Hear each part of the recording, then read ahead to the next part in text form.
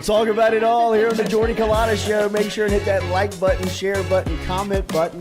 You know, one thing about Jaden that I've tried to talk to him about is tightening his chin strap. Because he doesn't tighten it, so every time he gets hit, it looks like his helmet's all messed up. And it's like, oh, God, he just got rocked. For the win! Caught! It's good! LSU does it! After fucking Saturday night in Tiger Stadium, boys! Are you kidding me? Well, LSU fan came stuck his spike in my booty. That motherfucker hard! Fan brought his 2 grandkids by and literally was just 30 seconds, just wanted to say thank you for the team and the season and what you did and how much it means to everybody here is truly what makes LSU special. Yeah.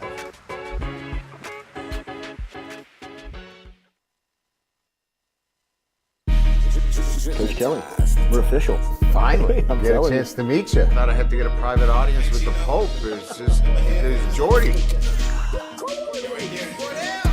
Monday through Friday from 7 to 9. Yeah, you see the notification. We about to go live.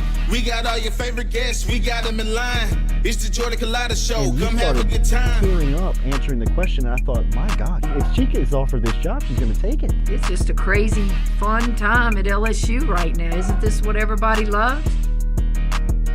From the boot to the east to the west coast. No matter where we at, we open up the phone lines. Come and join the show. Make sure you tell your friends about Jordy Culotta Show. Yeah. Let's go! Let's go! All right. Nice start. Big day. Nice start. It's the Jordy Culotta Show. Come have a good time. Coach, it's great to meet you. Thanks, sir. Thank you for the time.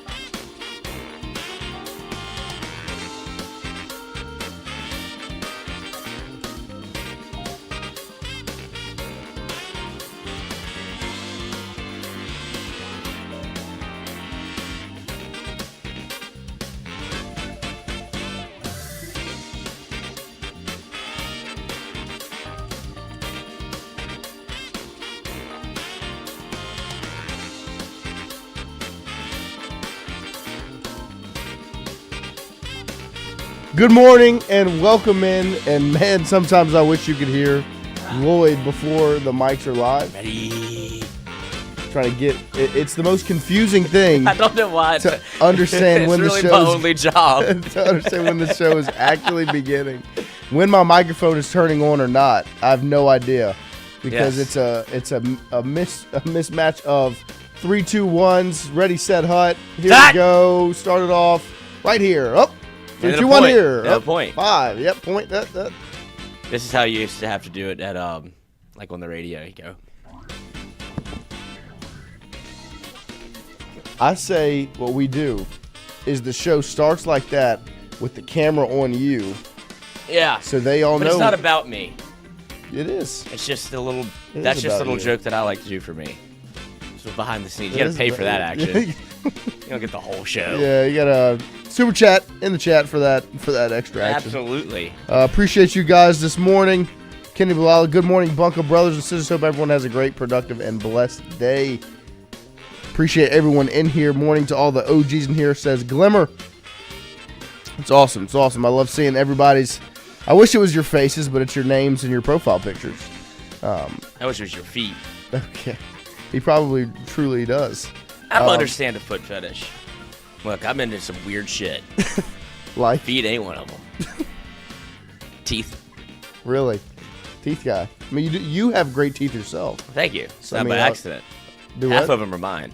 Half of them? Mm-hmm. Or do you the other half? So I can't go to the dentist anymore. Stole teeth. Christian has made his way back in the studio. How was your presentation yesterday? Did you bomb it?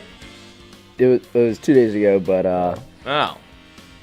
it was just for bonus points, so it wasn't like as long as I did it, so probably not my best work. What was it on? The Nirvana fallacy. Which one's that one? Because what was the last one we did something on? Equivocation. Equivocation. Now it's the Nirvana Yeah, fallacy. I don't remember what equivocation was. Okay. Does that have to do with This the one, band? it's if you say like if what the example I use is a voter, it's like kind of political, but like if a voter votes for a candidate or does not vote for a candidate because of one policy, like it has to be perfect. Oh, that's a pretty good description. It has to be actually. like you align with every single view. So You don't like LeBron because he's not clutch. yeah, or you say Jordan's better because he wore 23 his whole career, not 6. Something stupid like that. A logical fallacy that occurs when someone rejects a realistic solution or course of action because it doesn't achieve perfection or solve all problems completely, instead comparing it to an idealized, unrealistic alternative. In essence, it involves mistakenly believing that a perfect solution is the only acceptable option, leading to the dismissal of practical solutions. There you go. Nick Saban. Fair enough. Good job, Christian. Thank you. Glad you're learning something at school. Glimmer Fredette. Yeah, I wonder how's Lloyd their longest running character, but we're not even putting his name on the show. A person, a human being. He's not humble. I am Lloyd humble. is humble, and his name is on the show. It's It's a double entendre. Courtney. It's Courtney. Courtney. And Courtney. everybody else that wants to be involved. Coley. My team guy. Team over me. Totally. Team over me. Coley. That was smooth. That's just how it worked out. Let's see what else we got in the chat. Obviously, LSU news, LSU baseball on the road. Jay Johnson doing his interview from the bus yesterday. That was great. That's my head coach. I tell you what, that was awesome.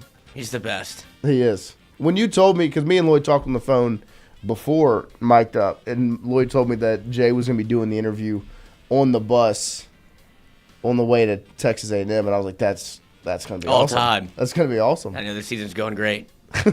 Because, you don't always take those shots. Sometimes, No. But so he called in, and it worked for like a good bit. Then somebody in the chat was jinxed it. Like, oh, this is good. The better audio than they usually have. And then immediately, I was course. like, fuck.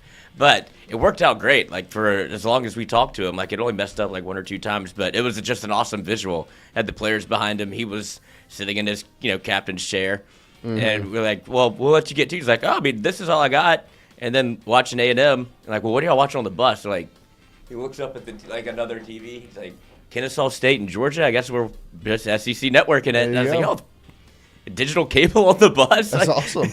That's crazy. We used to have to bring your DVDs. Right? Yeah. And then you vote. He's like, we'll probably get to a movie. I wonder what movie they ended up landing on. I don't know. The 300 story was blown out of proportion. Really? As he's wanted to get ahead of it. He's like, we didn't watch the whole movie. It's like, that's boring. Yeah. Like, there's some high points in there Oh, that yeah, you want yeah. that you want to get people ready for. There's a point in the movie that you are watching the rest of the movie to get to. Right. And so he broke it down as to why he showed the part where it's other people in the city that are trying to join the Spartans for battle, like the big battle against everyone. And it was like, cobblers, whatever, all these people. Yeah. And he's like no, this is Spartans are made to do one thing, and they all have their own specific role in what we do here. He's like our baseball team. Everybody has a specific role for what we're trying to accomplish. To beat the Persians. Exactly. Well, I don't know if baseball's trying to do that, but that's what you want to call Tennessee. Maybe the World Baseball Classic. I don't know how Persia's looking. I think that would be one of the Middle Eastern teams, if there is any. Yeah, the Prince of Persia, Jake Gyllenhaal. I don't get it. It's a movie. Yeah. But speaking of, that's the Eastern world, Spanish forward Pablo Tomba transfers to Glenn. Tried to let y'all know. We talked to Glenn, what day was that? Tuesday? We had Big Glenn West from 24/7 on, and we asked him what we thought the next steps are going to be for Matt McMahon and LSU men's basketball in this offseason. And he said they were looking to add about 2 or 3 more guys, and they felt really good about some of these guys that he could get from overseas, about some of these foreign players. And they've got Pablo Tomba from the transfer portal. He was played at UC Davis. He was second in scoring, averaging 11.3 points per game, 5.3 rebounds, playing 27.6 minutes. He's 6'7", 59% from the field, 66% from the free throw line, 37 steals, 24 blocks. This is a defensive selection, in my opinion. He moved to UC Davis before the last 2 seasons before his junior year, so he will be in Baton Rouge for his 5th year as a part of the Tigers. This is a guy that's got a lot of versatility. He's not going to be your go-to scorer. He's not going to be your knockdown shooter, but he's 6'7". He's lanky.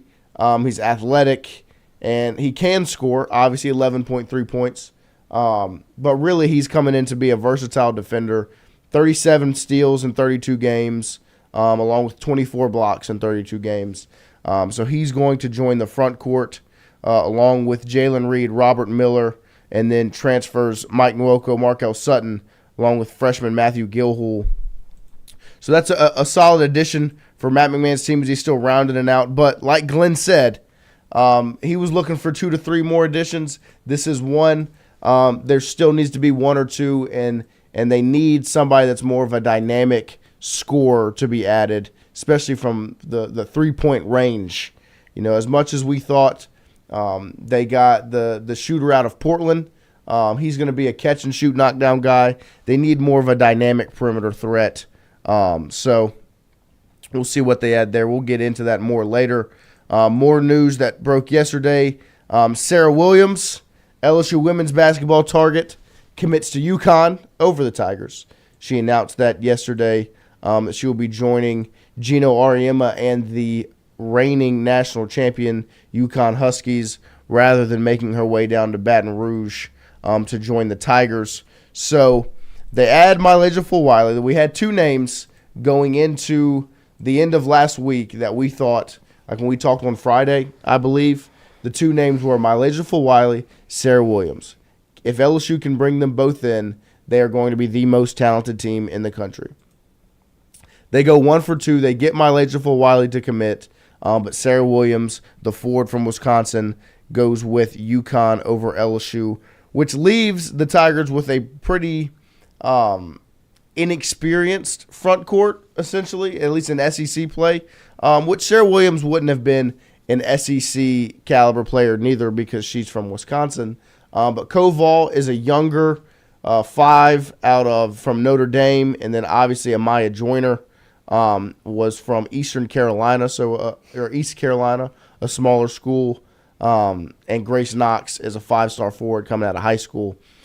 So they won't be as polished as they thought if they would have gotten Sarah Williams as she goes to UConn instead. But I still think this is a very, very talented roster that Kim Mulkey has put together at LSU. It just wasn't exactly what everyone had hoped because they thought they'd be able to swing and get the Wisconsin forward Sarah Williams on the roster. Do you think that LSU, even in its current state, is more talented in the front court than it was last year? No, not in the front court. I think they are a comparable team talent-wise, but front court talent, I mean, going from Anissa Morrow and Samaya Smith, Anissa Moore left big shoes to fill. I think they're still a very talented front court. I just think if you were able to go from Angel Reese to Anissa Morrow to Sarah Williams, that's three, that's a couple. How many years is that? Almost 5 years of just almost dominant post play. Amaya Jorna is 6'2", so she is not as tall as Williams. She's taller than Anissa. She's around about the same size as Samaya. She averaged 15 points, 9 rebounds at East Carolina. And Koval was a 5-star who ended up at Notre Dame and is now transferred to LSU.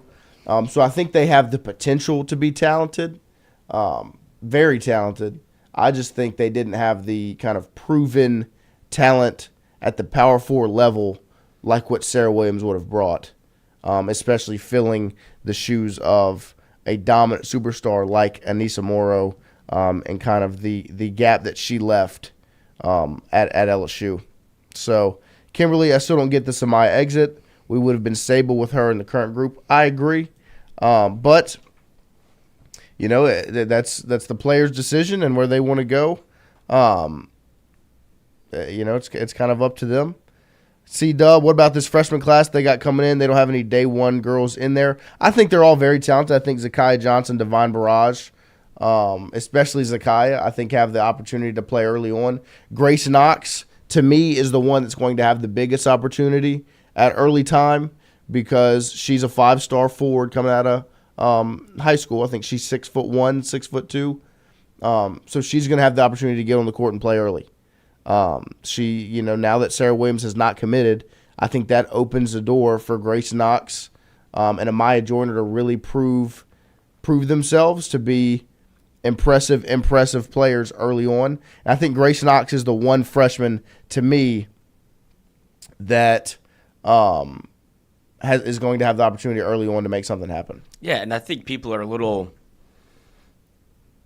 I would want to say, I guess they're cautiously optimistic about getting starting run from a freshman at LSU women's basketball because you've seen Kim be so dominant in the portal, and you've seen her obviously recruit at a high level. But after Del Rosario played as a freshman, and you didn't really see the development, and then you saw Samaya Smith play but get injured, and you've never really had a freshman big play and be able to contribute right away. So I think that's why you're kind of writing some of these players off. Grace Knox can ball.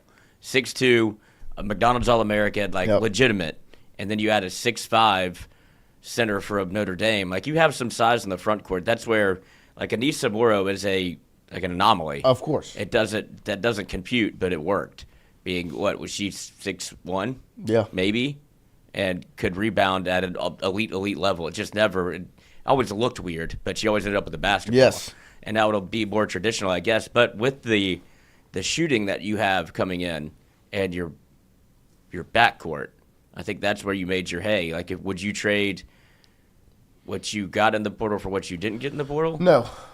I think when you look at the starting 5, 3 of the 5 are going to be players you went and got out of the portal. I'm saying, would you trade Fulwiley for Sarah Williams? If you could only get one. I mean, it's a tough question. That's why I asked it. Yeah, that's what I do here. Hold your feet to the fire. I don't know. I wouldn't say I would trade it. If you get Williams and you don't get Fulwiley, I don't think anybody was expecting to get Fulwiley. Right. That was a surprise. Right. That even happened. I think people were expecting Sarah Williams because her name entered early on. They expected LSU to be in the running early. But I think Fulwiley's a more dynamic player, and LSU needs new kind of breath, new era, new kind of dynamic ability to add. But, I mean, I think Sarah Williams would have probably fit what Kim wants to do a little bit better. When you look at the way the roster was constructed, I think she would have been fine with Jada, Michaela Flauget, and then go Sarah and Koval. I think that would have been a nice lineup.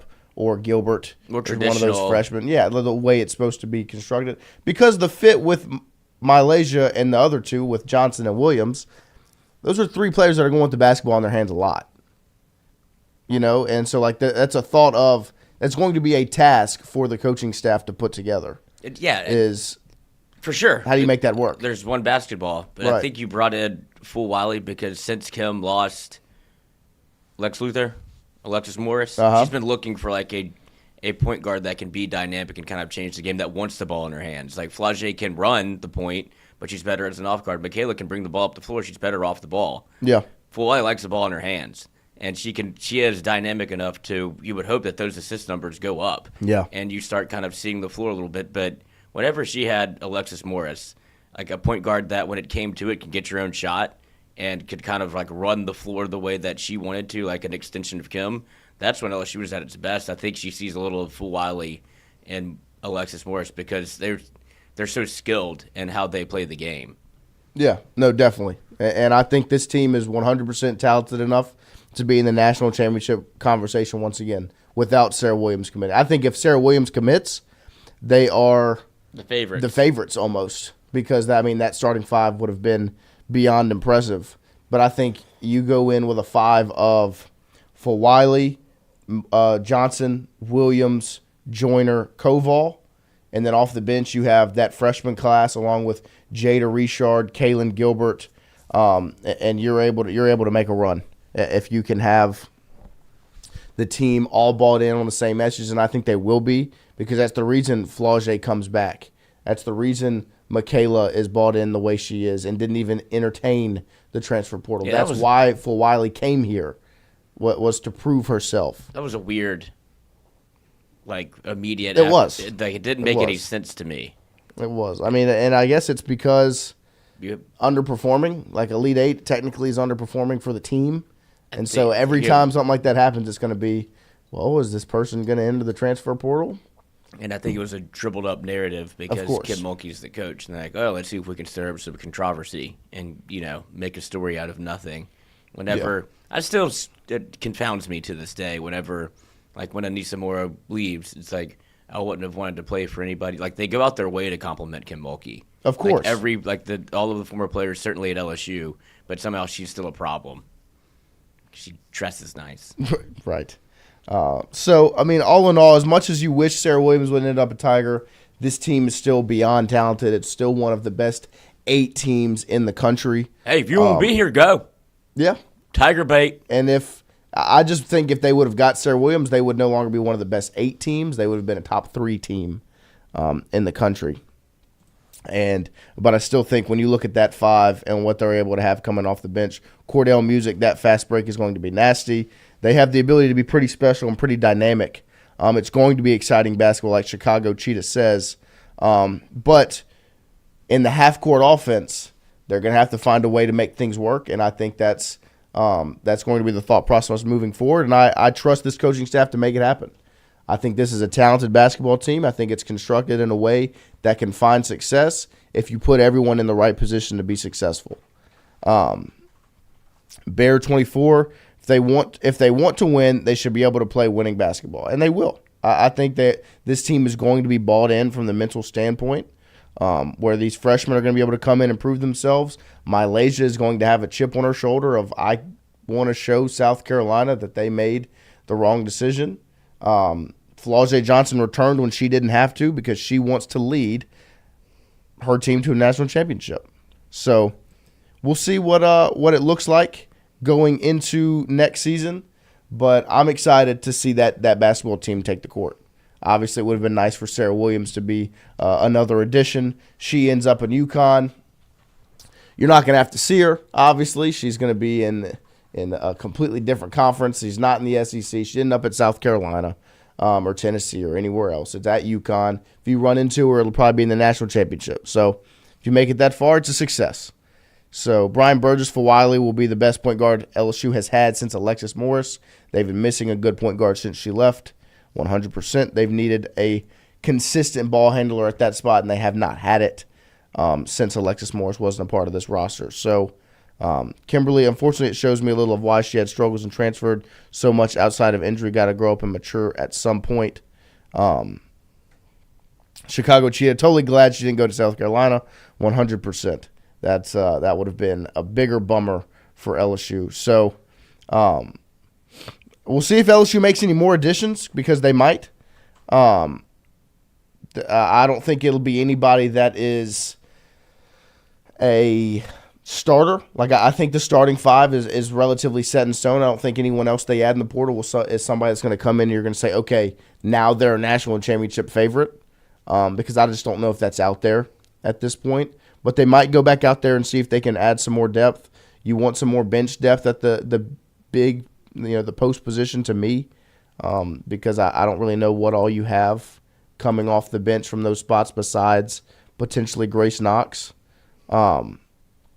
Joyner can play the 4 or the 5. Knox is a 4. Koval's a 5. That's all you have in the post spot. So if you can find some depth pieces in the portal, go make that happen, because that's really what LSU is lacking right now, in my opinion.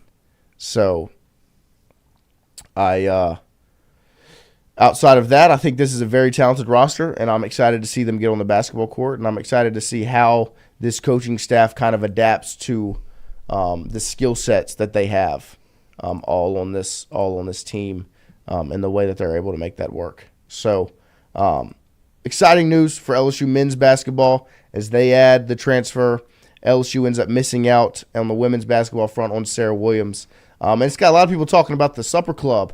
People are ready to get rid of the Supper Club as a recruiting pitch, because obviously if you don't remember last offseason for football, in the spring window, they bring defensive linemen that they were trying to get to Supper Club, and they got, kind of made fun of on the social media for that, especially once the defensive lineman committed to TCU or wherever else it was, and LSU ended up missing out. They were like, never do this again, with the fireworks and the sign, and now they bring it back out for Sarah Williams to try to get her to commit, and it once again failed. So it looks like LSU might be looking for a new recruiting pitch when it comes to a food spot, new steakhouse, because Supper Club is yet to work. I feel like when it's been publicized, at least. Right, and I think there's some merit to this, right? I know it's foolish, because I'm sure Supper Club's fine, but it's inherently not Baton Rouge. Like, you're not getting a Baton Rouge experience where it's like going to the casino.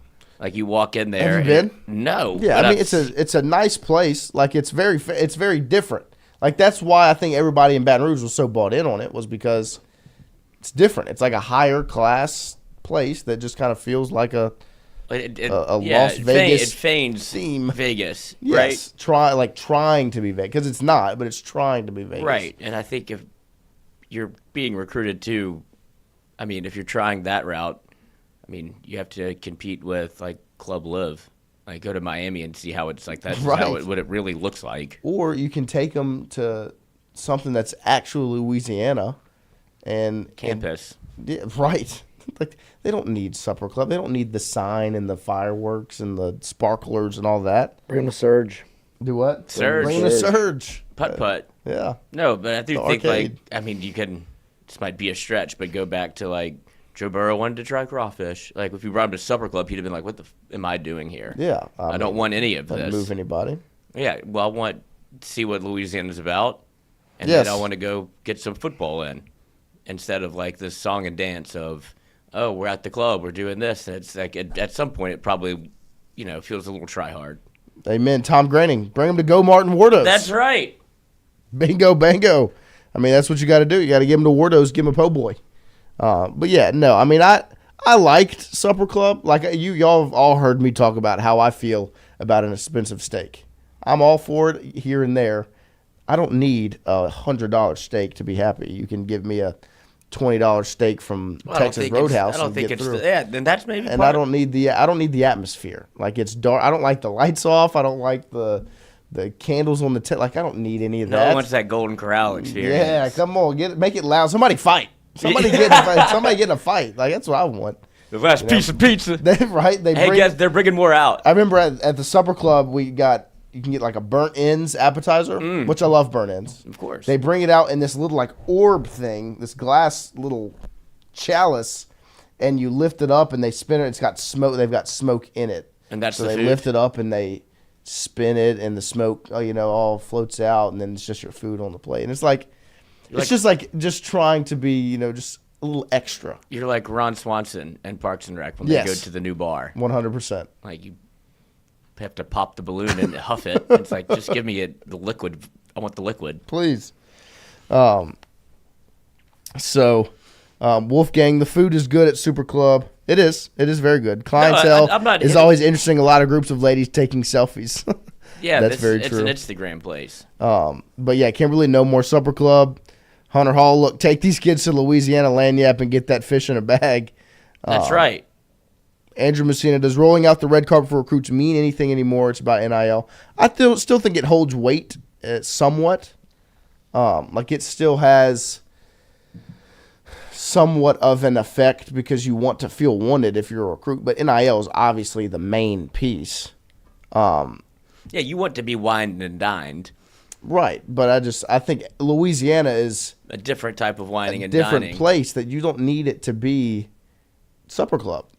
Mikey talks about this because of what NIL is and like recruiting and how everybody on official visits and where they get to go to Supper Club or Ruth's Chris or name a steakhouse, somewhere nice. And Mikey's like, damn, y'all brought me to Izzo's. And Jay Mitch goes, bro, you showed up in an LSU hat. Like, you were done. You're in the bag. Like, we took you to Izzo's and Bogies. You were a wrap. There you go. Yeah, no, I mean, if you show up in an LSU hat, they're not really worried. We don't have to do anything. Pick your room. Carl Dunn, Waffle House, LOL. Come for the food, stay for the fights.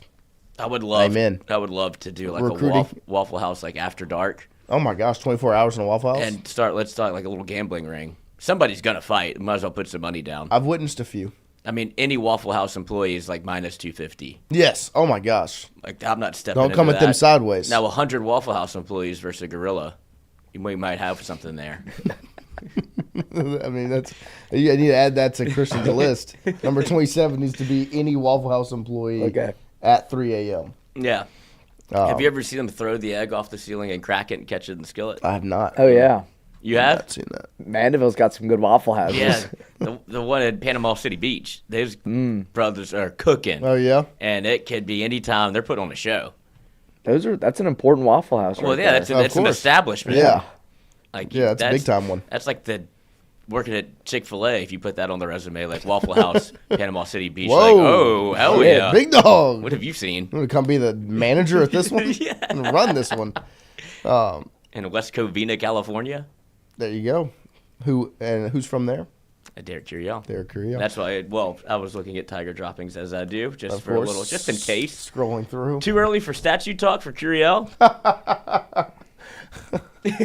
Statue. I tell you what, the statue. The ends of the spectrum of LSU fans on Tiger droppings of Curiel's getting a statue, Milam's getting benched for Jake Brown to play third base. Both dumb. But different kinds of dumb. Different kinds of stupid. Yeah, I love that. You get it all. Yeah, you really do. It's a nice mismatch of just stupidity. So a whole lot of reelies. That's the LSU basketball news for today, and that's really the news overall that came out yesterday. As LSU men's basketball adds, LSU women's basketball misses out in the portal as men's basketball gets Pablo Tomba. Women's basketball is not able to secure Sarah Williams as she's headed to UConn. Still very talented team for Kim Mulkey moving into next season. We'll see what moves they continue to make. We appreciate you guys hanging out with this morning. We should have a pretty special announcement coming up in the coming days. I would say probably Monday will be the day that we should have some news announced to you all, kind of on what the future looks like and where we're headed, and where we want to bring you all along with us. So make sure to stay tuned and to be here on Monday as we'll obviously recap some baseball, but we should have a pretty special and exciting announcement coming then as we iron out the last couple of details throughout the remainder of this week, and we'll update you all Monday morning as May has begun. Today's May 1st. Yeah, we got your last April shower in. You did. Woke up this morning, it was wet outside. I didn't expect that. I was supposed to go play golf with one Michael. Oh, and our guy, Schwartz. Oh, Schwartz posted his scorecard. on That's an Instagram the other aggressive day. move. I was like, wow. Yeah, I mean, it was a good scorecard. Well, yeah. That's why I posted it. Of course. He said he's a good golfer, said he scratched, but I'm of the ideal. Just would rather not tell anybody until you play because golf can go one of two ways. Oh, of course. And for me, it's never the good one. Well, I know I'm bad. I would just prefer to be tell people up front, not very good. And so I just say, guys, let's have some fun. We're not here. This is not the mass. We're not in Augusta. We're here to just hit a couple balls, hang out. Hey, that's my vibe. Let's just do that. Let's get the turtle. What is that thing? The turtle box. The turtle box is a banger. The turtle box is a great move. My buddy's obsessed with it. They need to make it a little smaller so it can fit in the back of the golf cart. It kind of struggles to get back there. A little awkward fit. Yeah, but because I've got just the little JBL flip. Yeah, that's what I usually bring. And then they have the Bushnell. Yeah, it's a speaker and it's a rangefinder. Come on, man. What else do you need? I mean, it comes with a pistol, an exploding golf ball. Amen.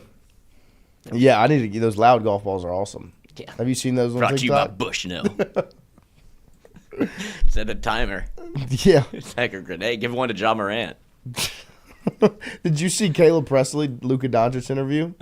He said Luka Doncic, and Luka was like, "Yeah, that's good." He's like, "Does anybody ever tell you that sounds like John Morant?" And he was like, "What do you mean?" He said, "Luka Doncic."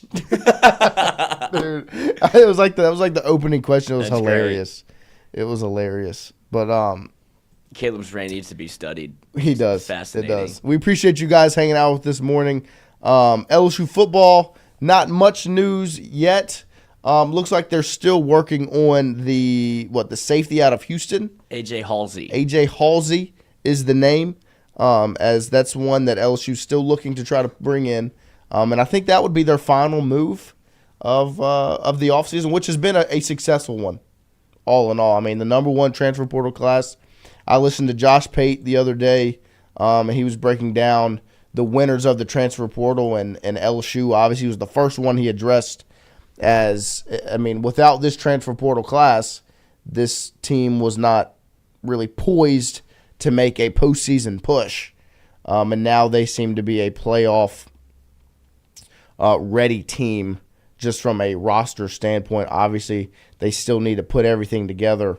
But to me, what do you have? I'm just looking at the Hall, LSU's number one transfer portal class, 17 players. Number 7 overall, number 9 overall, number 16 overall, number 36 overall, number 38 overall, number 49 overall. So that's 2, 4, 6 in the top 50. And to me, I mean, you're expecting all of them to be contributors. Go down the list of the names. Well, what's shocking is number 103 overall. Who do you think that is? Mansour Delane. I think he should be ranked. That's why I take these numbers with a grain of salt. But because you have, Patrick Payton, I'm all in on. Yep, he's going to be contributor. Yes. Check. Nick Anderson. Check. Contributor. Josh Thompson. Contributor. Barian Brown. Contributor. Braylon Moore. Contributor. Bernard Gooden. Contributor. Instant new on the list, 49. Mm-hmm. Jack Pyburn. Contributor. Mansour Delane. 100% contributor. Might be the starting corner. The biggest contributor out of the list so far. Jakeem Jackson. Contributor. Now, I don't know in what capacity, but he's in your best 4 corners, I believe. Tamarcus Cooley. Contributor. He's going to start at safety. Jamari Butler. Contributor. Michael Van Buren. Backup quarterback. Hopefully potential future contributor. Hopefully not contributing this season. Yes, hopefully not this year. Bao Shop. 100% contributor. He might be second on the list of quickest impact. Oh, Bao Shop. Yep. Sadir Mitchell. Oh, my gosh, contributor. Donovan Green.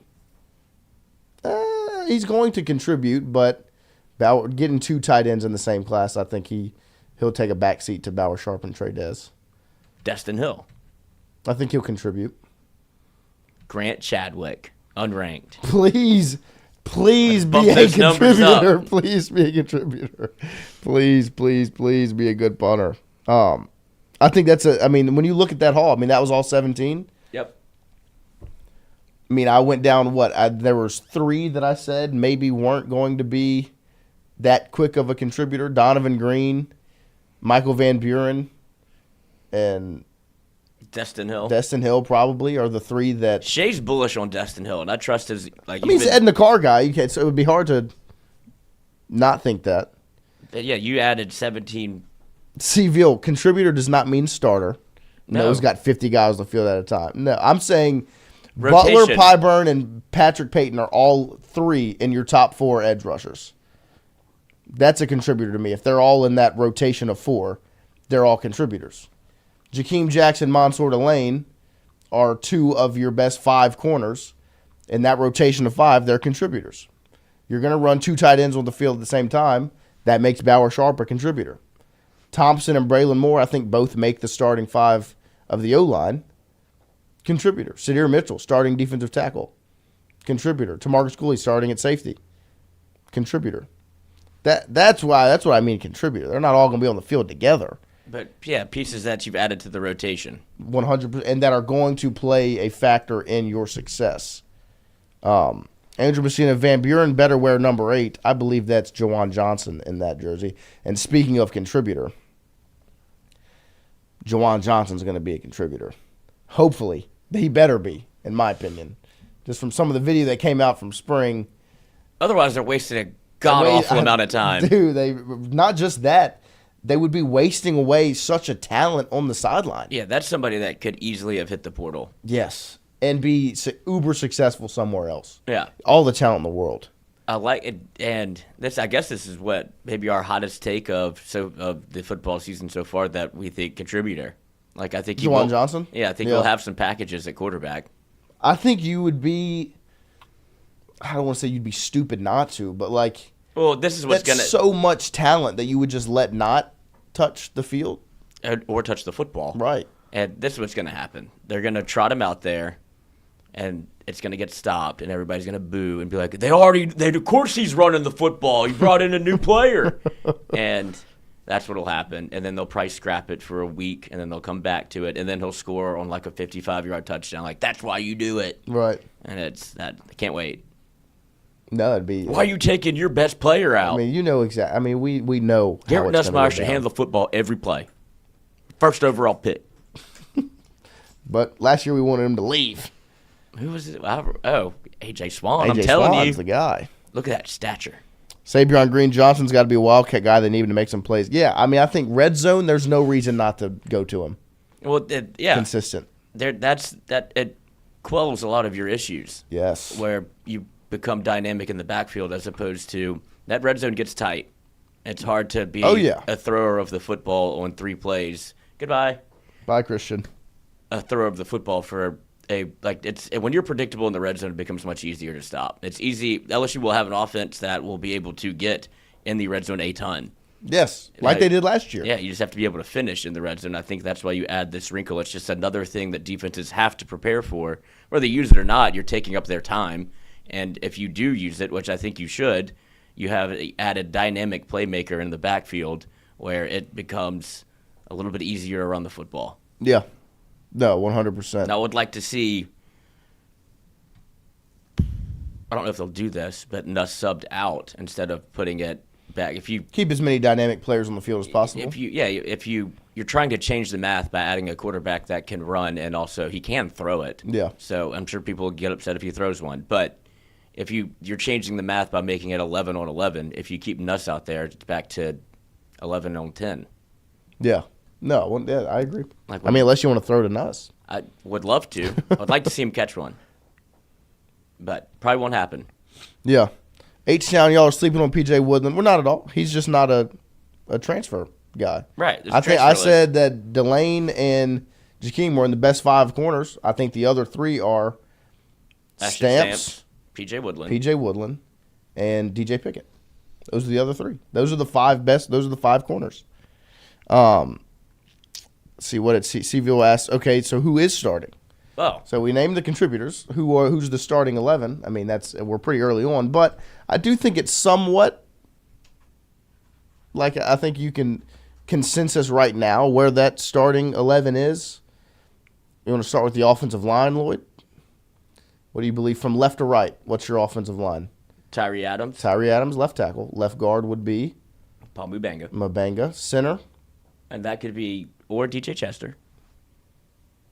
And then center, DJ Chester or Braylon Moore. Mm-hmm. I'm interested to see how that shakes out because that's where you get Tyree Adams for sure, Mubanga, Chester, Braylon Moore, Cohen Eccles, all in the same, figure it out. Right. But that's your rotational guys. I would go, if I'm just going to make a 5 right now, what I expect it to be, we'll see what it looks like. Adams, from left to right. Adams, Chester, Moore, Thompson, Banks. Weston Banks. Weston Banks. Weston Davis as the right tackle. Because BK talked about it the other day about Davis being the right tackle. So left to right, that would be, if y'all don't get if any non-Jordy listeners don't get the Weston Banks joke, yes. That's just what Jordy called him consistently. Weston Davis. It's Weston Davis who we're actually referring to. So who'd you have at right guard? Josh Thompson. I do think Cohen Eccles gets some run. Think so? Just the way they talk about him. Yeah. That's somebody that you want to be able to, people don't really realize how often the offensive line rotates. Which is a good thing when you have players. It's a bad thing when you don't. But I guess your biggest question mark is probably Weston Davis at right tackle whenever he's a redshirt freshman. Yeah. That's why the Emory Jones thing. And I'm glad he went earlier than was projected because then it would have been a big what if for everybody involved. Massive. Yeah. Sabron, I want more at center to help Nuss picking up blitzes. That's one of the discussions with the center position is Moore's experience, not only on the field, but from a physical standpoint, but from a mental standpoint of taking some of that pressure, alleviating it off of the quarterback. And then at tight end. That's why I think Braylon Moore will start. Yeah. I do. I know that DJ Chester, extremely skilled, talented, but I do think that, and you'd have to think that you'd get better from year 1 to year 2. All that experience that he garnered, and he got better at the end of the year. But there's something to be said for having somebody that's played in God knows how many games. And you went out and got him for a reason. Yeah. But it does bear the question of SEC guys versus going to get somebody from Northwestern and somebody from Virginia Tech. How does that shake out when the player, what you're going against changes? Right. Yeah, no, 100%. It's a completely different ballgame. And then tight end, I think everyone's pretty in unison on Trey'Dez Green as the guy, but they're going to do a lot of 12. So they'll have a lot of 2 tight end sets with Green and Sharp. And then wide receiver, I think it's Hilton. I think it's Aaron Anderson. And probably Nick Anderson is the one they're looking to be that third guy because he's a different type of receiver, big body type of receiver. Yeah, that's why you went out and got him. Change of pace. But right now, he didn't really play much in spring. But I'm just going to say those are my 3. Anderson, Hilton. Where you have your dynamic Aaron Anderson. You have the deep threat speed guy in Hilton. And then you have Nick Anderson, big body. Possession guy. Yeah, that makes the most sense. On paper. Yes, on paper. But you'll be hard-pressed to keep Barry and Brown, and Kyle Parker off the field. Yes, I agree. And then quarterback, I believe it's going to be Garrett Nussmeier. Oh. Running back, Breaking I believe news. it's going to be Caden Durham. I feel like those two are the easiest selections in the world. Then you flip the script. Defense is where it gets fun. Who is going to be the 2 starting defensive tackles? Does Jacobian? I would imagine Jacobian starts week 1. Yeah, I think Jacobian's back. He starts week 1. It's Jacobian and Sadir? Is it Jacobian and Ahmad? I think it's Jacobian and Ahmad. Okay. It depends on what they want to do with Ahmad Bro and how far along Sadir Mitchell is. Yeah. Because I do think there's a world in which you move Ahmad Bro back outside, but you added so many skilled guys on the outside. You did. Like Patrick Payton, Jack Pyburn. I do think Gabe Rilliford starts. Yeah, I think it's Peyton. I think it's Peyton and Rutherford. Yeah. And then I think on the interior, it's probably Guillory and Bro are your 2. But it also, if I would just be surprised if Jacobian doesn't start at defensive tackle since he's been a guy that's been in the program for as long as he has been. I think Bro's kind of locked in as a starter. Mm-hmm. So I think it's really between Sadir and Jacobian for the other spot. Edge rushers, like I said, Relaford and Payton. Linebackers, Harold Perkins at star. And then you have Witt and Devon Keys, to me, are the other two. With a mix of Wes Weeks. I think he's going to get a good opportunity. And Singleton. And Tylen Singleton as well. Corners, I'm going Mansour Lane. And I'm going to do 3 corners. Is that 11? Is it 3 corners? Or should I just do 2 corners? That 2 corners in a slot? 2 corners in a slot. I'm going to go 3, 4, 5, 6, 7, 8, 9, 10. Mansour Lane. I think it's probably going to be Ashton Stamps on the other side. DJ Pickett's the one to me where it's just like, play him. Yeah. Like, I just get him on the field. And at safety, I think it's Toviano and Cooley. If they get the guy from Houston, I think it's Cooley and Halsey.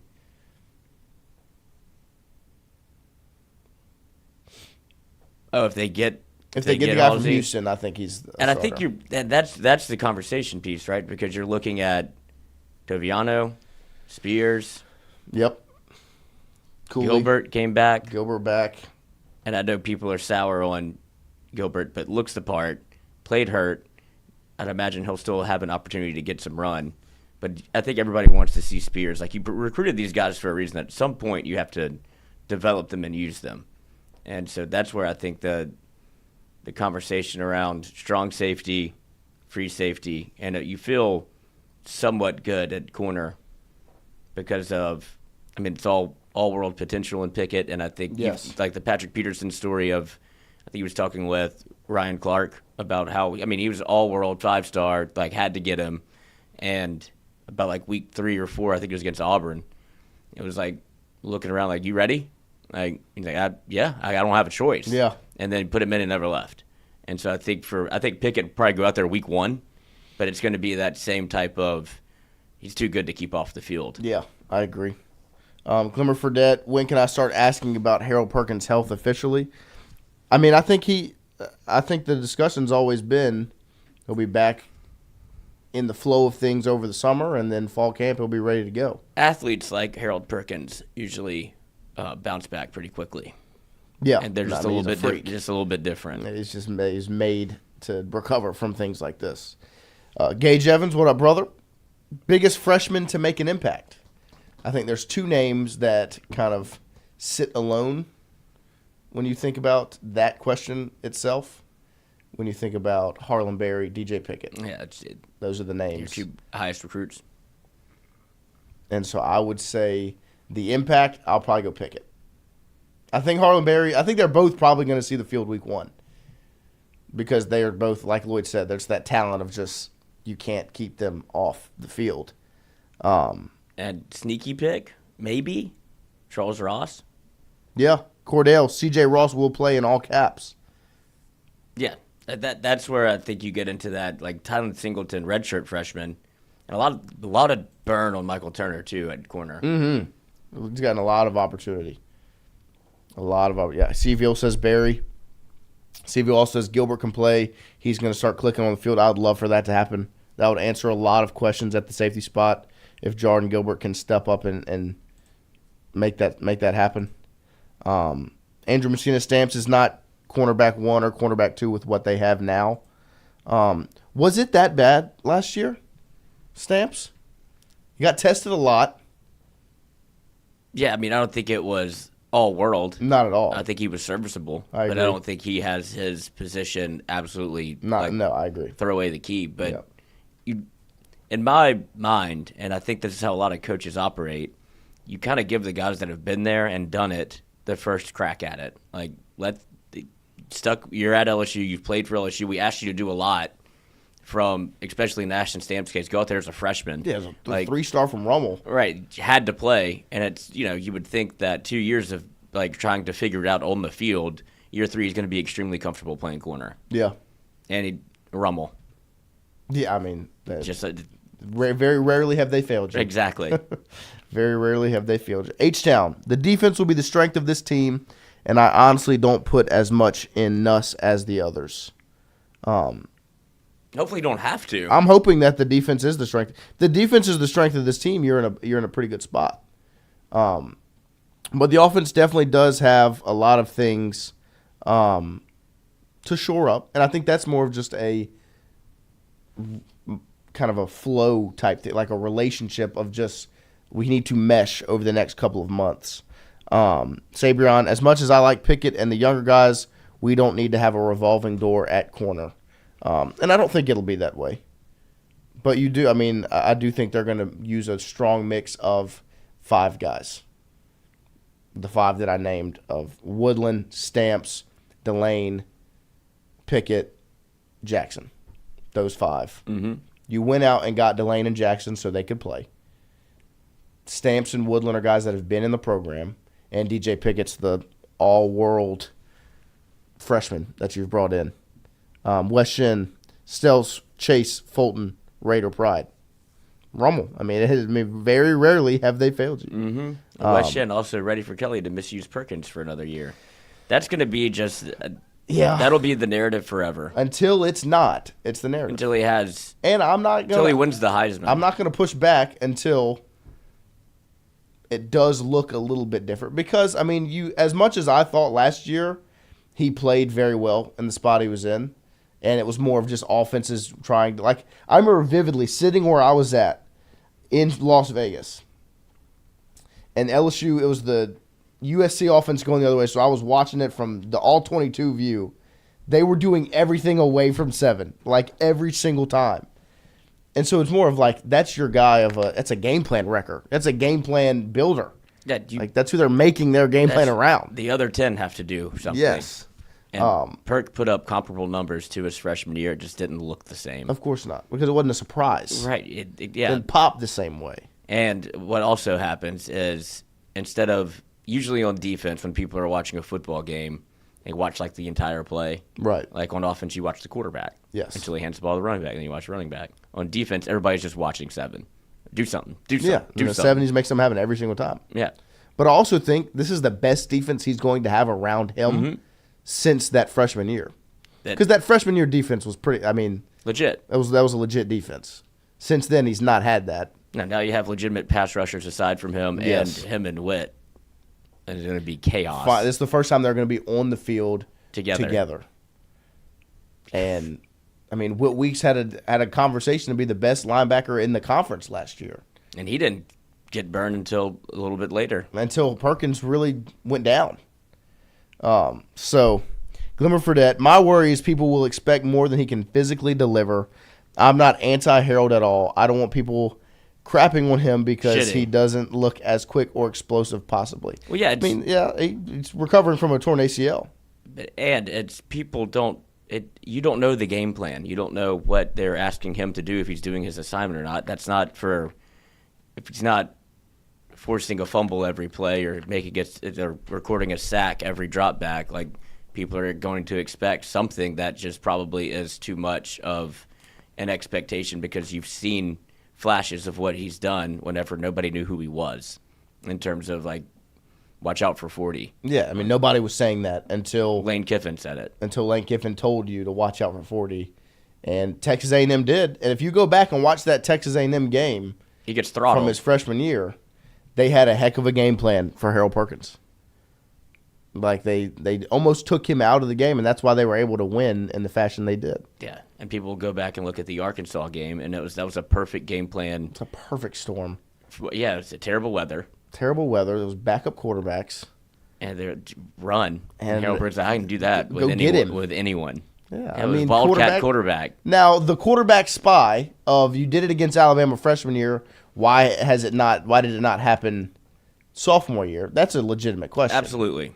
But, last year he didn't play against Milroe. H-Town Creole, last year fans were hollering the team was better without Perkins, just like they were hollering for Nuss to replace JD5. A lot of people did think, because it did look different when Perkins was removed. You saw people in their positions that fit them. Because it was very much, Perk was in a spot that didn't really fit him, and so everyone else was kind of constructed around that. And once he was removed, Witt was in his true position, and Swinson was balling, and it looked better. I think that they'll have that kind of short up Just this season. no world in which you're a better defense without Harold Perkins on the field. I don't think they were better whatsoever. I just think it might have looked cleaner because it was more comfortable for everyone else. Yeah, exactly. It looked like they kind of looked more in sync in what they were doing with like assignment football. Yeah, I agree. I think you would feel differently had you seen Harold Perkins play against Texas A&M. Had you seen Harold Perkins play against Alabama, it would have been a different story because you have one of a literal handful. Yeah, you have a game breaker in college football that can change the way the game goes. And you've seen it happen time and time again. So, but that being said, still a long way away from football, guys. And I know, but much as I hate to think about it, it's appetizing. It is. Well, because you can kind of feel it. Like when you think about it, especially for me and you, from all these discussions we've had from a business standpoint, we're looking at everything on month basis. Mm-hmm. It's not that far. It becomes not that far. Well, May just started, so we get through this month. June and July are the dead months. And then it's August, and August is fall camp, and August 30th is game 1. You're from the crack of the bat to the slap of the pads. Come on. So, now, it makes me feel like it's a whole lot closer than it is because it is. It'll be there soon enough. We will have LSU Tiger football to tune into on a Saturday night, as August 30th, Clemson, South Carolina is game number 1, and very easily could be the biggest game of the season. It certainly will be that day. And then, it sets you up for other bigger games of the season, or I don't even know how to phrase. Makes your year a whole lot easier to be successful, or it's a whole lot tougher. My God. Can't do it again. Well, LSU would just be at such a talking point because added 17 players in the portal. We lose week 1 to a guy that's added 1 player in the portal, and now he's getting a basketball player to come play on the football team. Something you can say about little Clemson, their culture.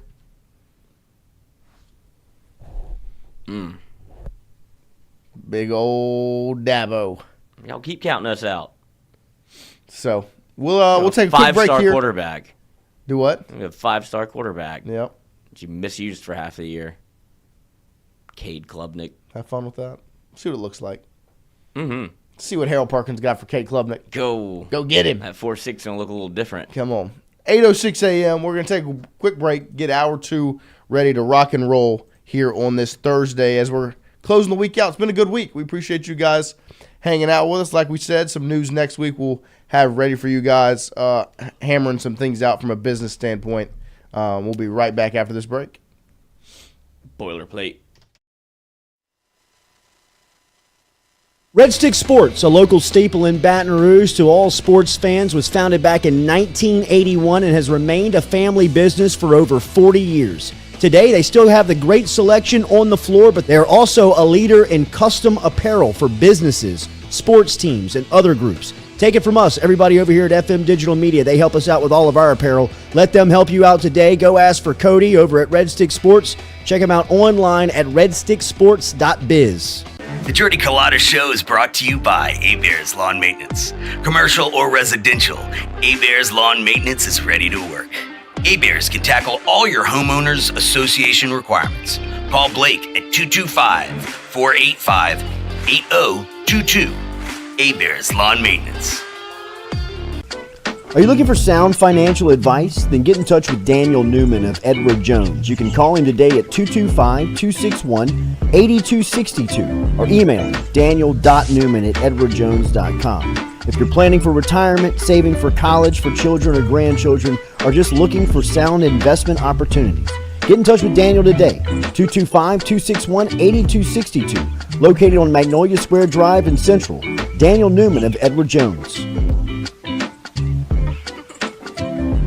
Well, the Oscar Andrews Sports Medicine Institute collaborative effort was an idea from Dr. Andrews and myself to bring together 2 great names, the Andrews name and the Ochsner name, to elevate the quality of care for athletes in the state of Louisiana, where he's from.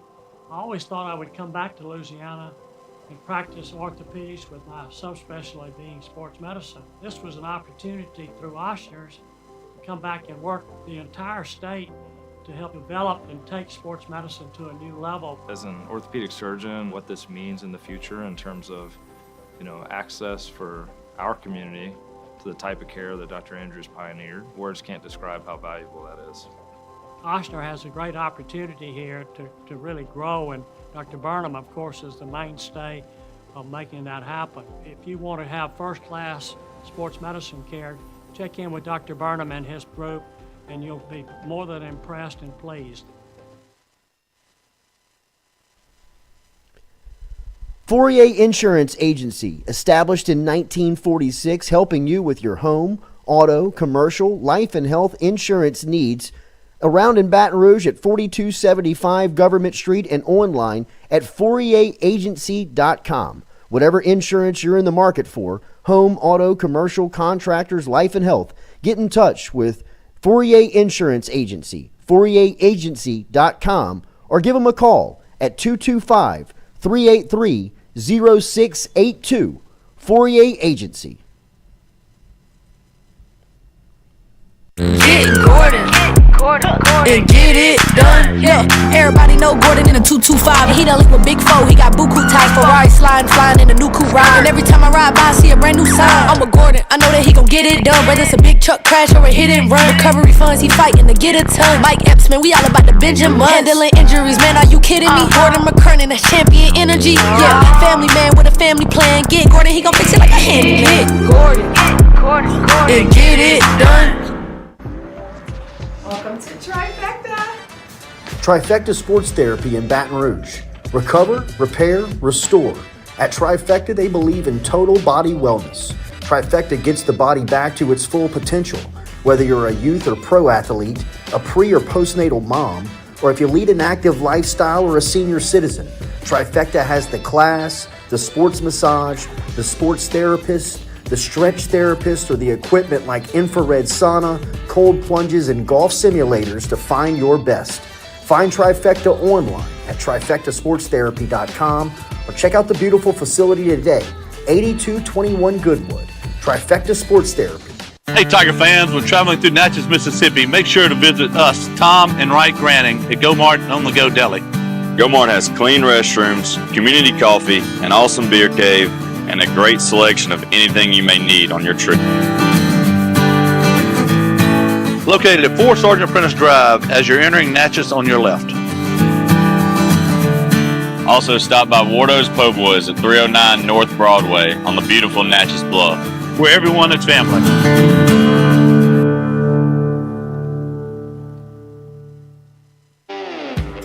Got chores that need some extra muscle, but a large piece of equipment is overkill?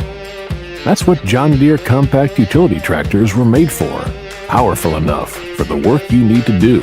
Compact enough for how you need to do it. Find the equipment that's right for you at Sunshine Quality Solutions. Check out our current promotions and learn more about what it means to be powered by sunshine at sunequip.com.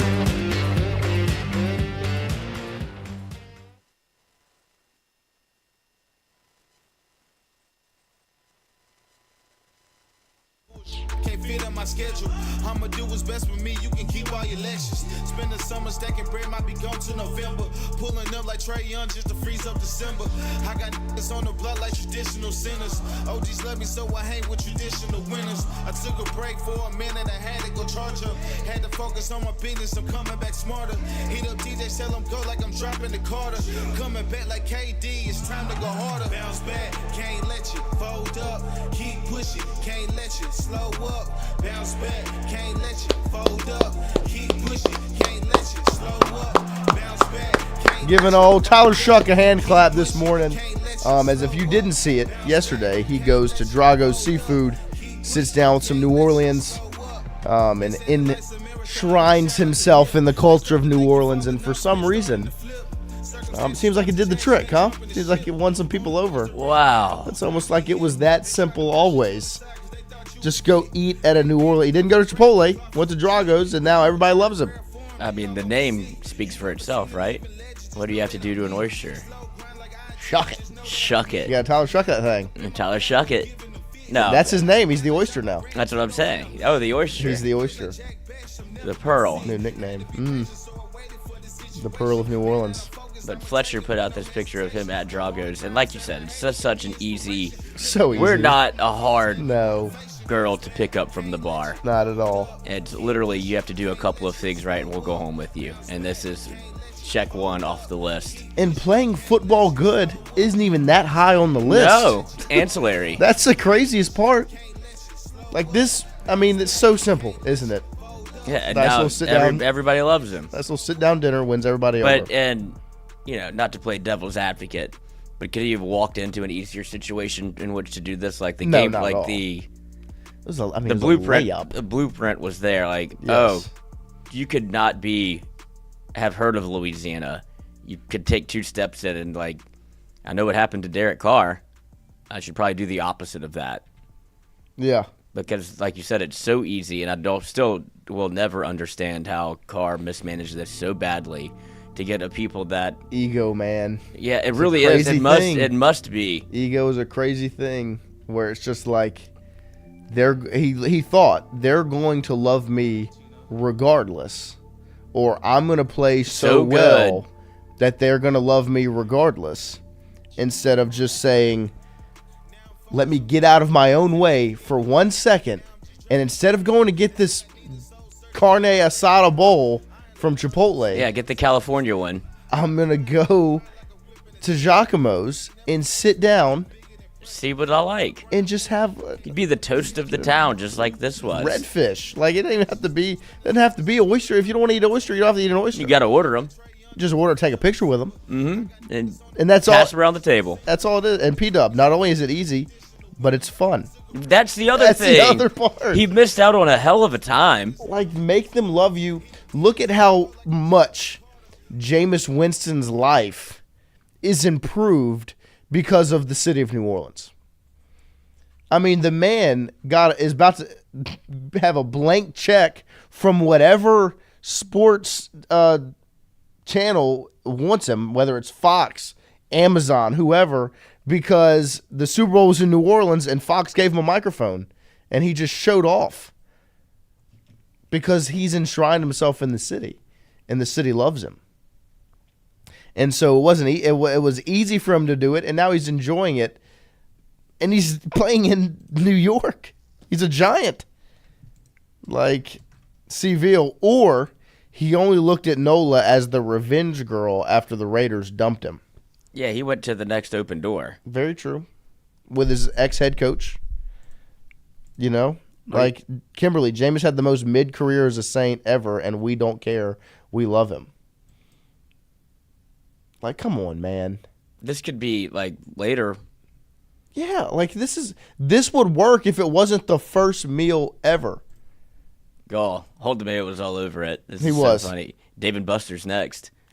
Got to check out Applebee's in Harahan, best in the state.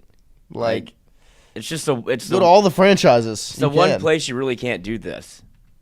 Yeah, it's the one, but you can just later on. Like, that picture would have played great a couple weeks after he'd been there, and it looks like he's enshrining himself in the city and taking pictures with the workers and the New Orleans and whatever. You just have to prove that you care by going to a New Orleans restaurant the first day you arrive. H-Town, I didn't think there was a Chipotle in NOLA. I wouldn't even know because you don't go to it. If you're in New Orleans, you're not going to go eat at Chipotle or McDonald's. No. You'll maybe go to the Chick-fil-A because Chick-fil-A kind of breaks all barriers. But no, then you go to Popeyes. That conversation's worthwhile as well. Yeah, not Chick-fil-A. No, Chick-fil-A's great. I don't want to hear it. Yeah, but you don't do it. No, you can do Chick-fil-A. Chick-fil-A's acceptable. It's not even open. On Sundays. Ain't game day. No, you need to be watching football anyways. He needs to be out there playing. No, he doesn't. Kimberly, I actually never had a Chipotle in Louisiana until I moved. No clue it existed until Ohio. Yeah, I mean, you don't come to New Orleans for Chipotle. Matt Bowers, Carr goes to Chipotle, acts weird. Shuck is doing shots at sidelines in Metairie and slimming oysters at Drago's. That's my guy. Yeah, see? It's easy. Easy. It's so easy. It really, Nick broke it down. If you missed it yesterday, go back and watch it. On the show yesterday, Nick broke down all it takes to win the city over. And he said it when you listen to him list it all out. And as a Saints supporter like myself, I listened to him say it, and I was like, yeah, I mean, that would do it. That would do the trick. The picture of Shuck at Drago's yesterday did the trick. It's at least changed the narrative around himself to say, okay, we didn't really like that pick that much, but now we're cool with you. We want to see you succeed. Yeah. Was it Whitney? That's like Jameis Winston, not, I wouldn't say he set the world on fire as far as Kimberly, as far as like performance on the field, but what he did was everything that you could have done if you're Derek Carr, you just didn't want to or have the personality. I know not everybody's gonna be Jameis, but you could have still gone to Mardi Gras. You could have still been a part of the festivities. You could have been in New Orleans for what some deem like a bucket list event. Like, oh, you want to go to Mardi Gras, New Orleans? Like, people would be like, yes. Yeah, I mean, and if you're the starting quarterback for the New Orleans Saints, you would be like VIP, get the best experience you could ever have. Yeah, but you're not instead, wading through Bourbon Street, but you could if you wanted to. The only time you saw Derek Carr was on the front of that float. Yeah, it was the only time you saw his face in Mardi Gras. It was not kind. No, as it shouldn't have been. Rightfully so. I mean, it's just H-Town. I warned y'all about Carr after seeing his brother with the Texans set the organization back a decade. That's the hope, is that has not happened to the Saints, and right now I feel like it hasn't, because somehow they've been able to manage it in a way that they still had a successful draft and they still set themselves in a position to maybe find success in the coming future, but they just still need to make a few more moves that look more rebuild-esque than retool, which it seems like they've kind of done over this offseason. So, but shout out to Tyler Shuck for going to Drago's last night. Great play, great choice by him, as he started to win over the city of New Orleans. But yeah, I mean, it didn't take much, and that's for sure.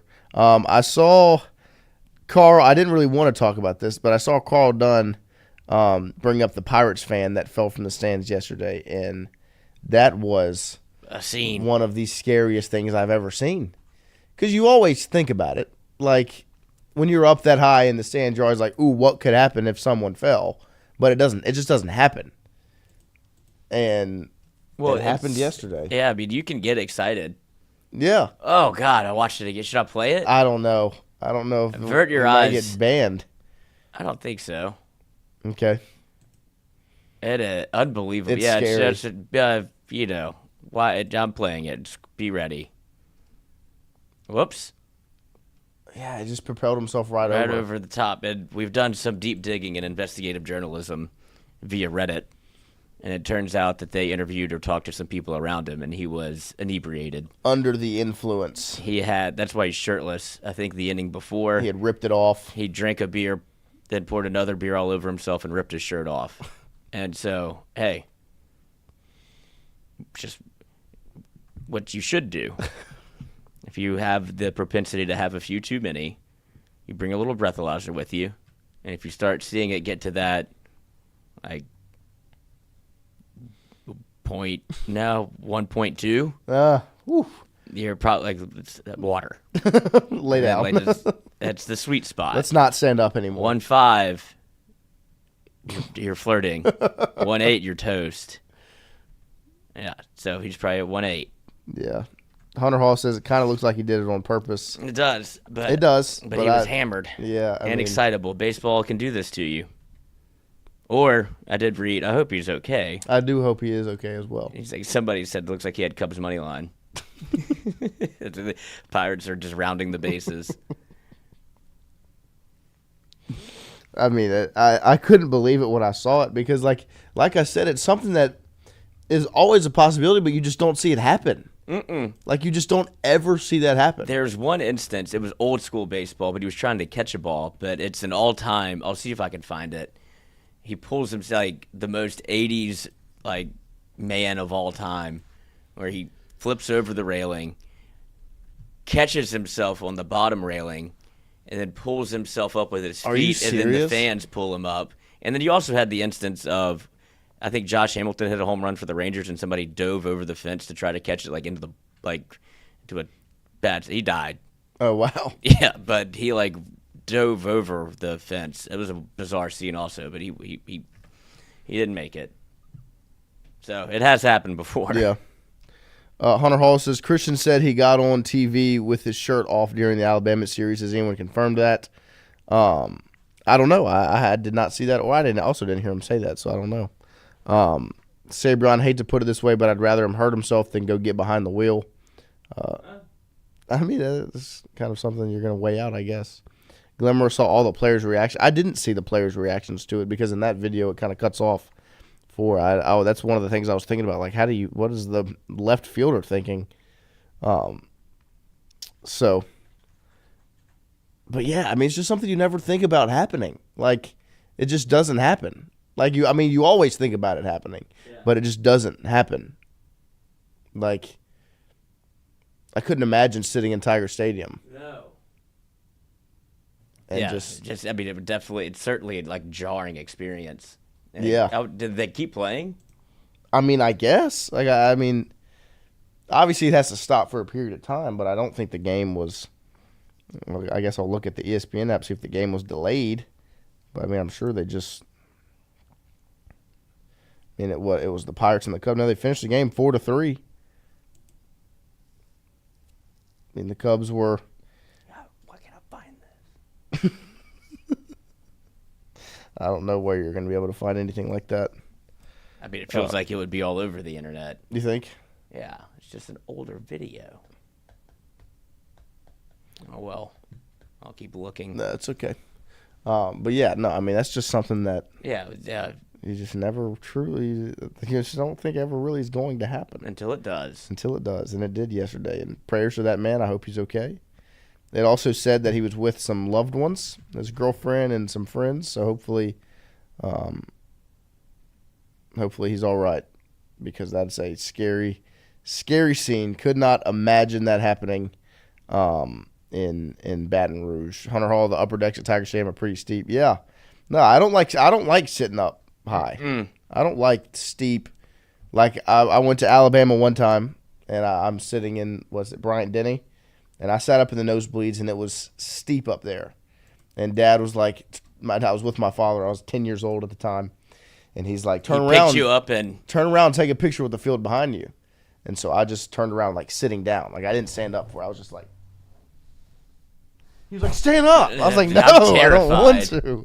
I want to stay with my butt glued to the seat. Unless they score a touchdown. Unless they score a touchdown, I'll hop up. And J.C. Copeland almost did it. Oh.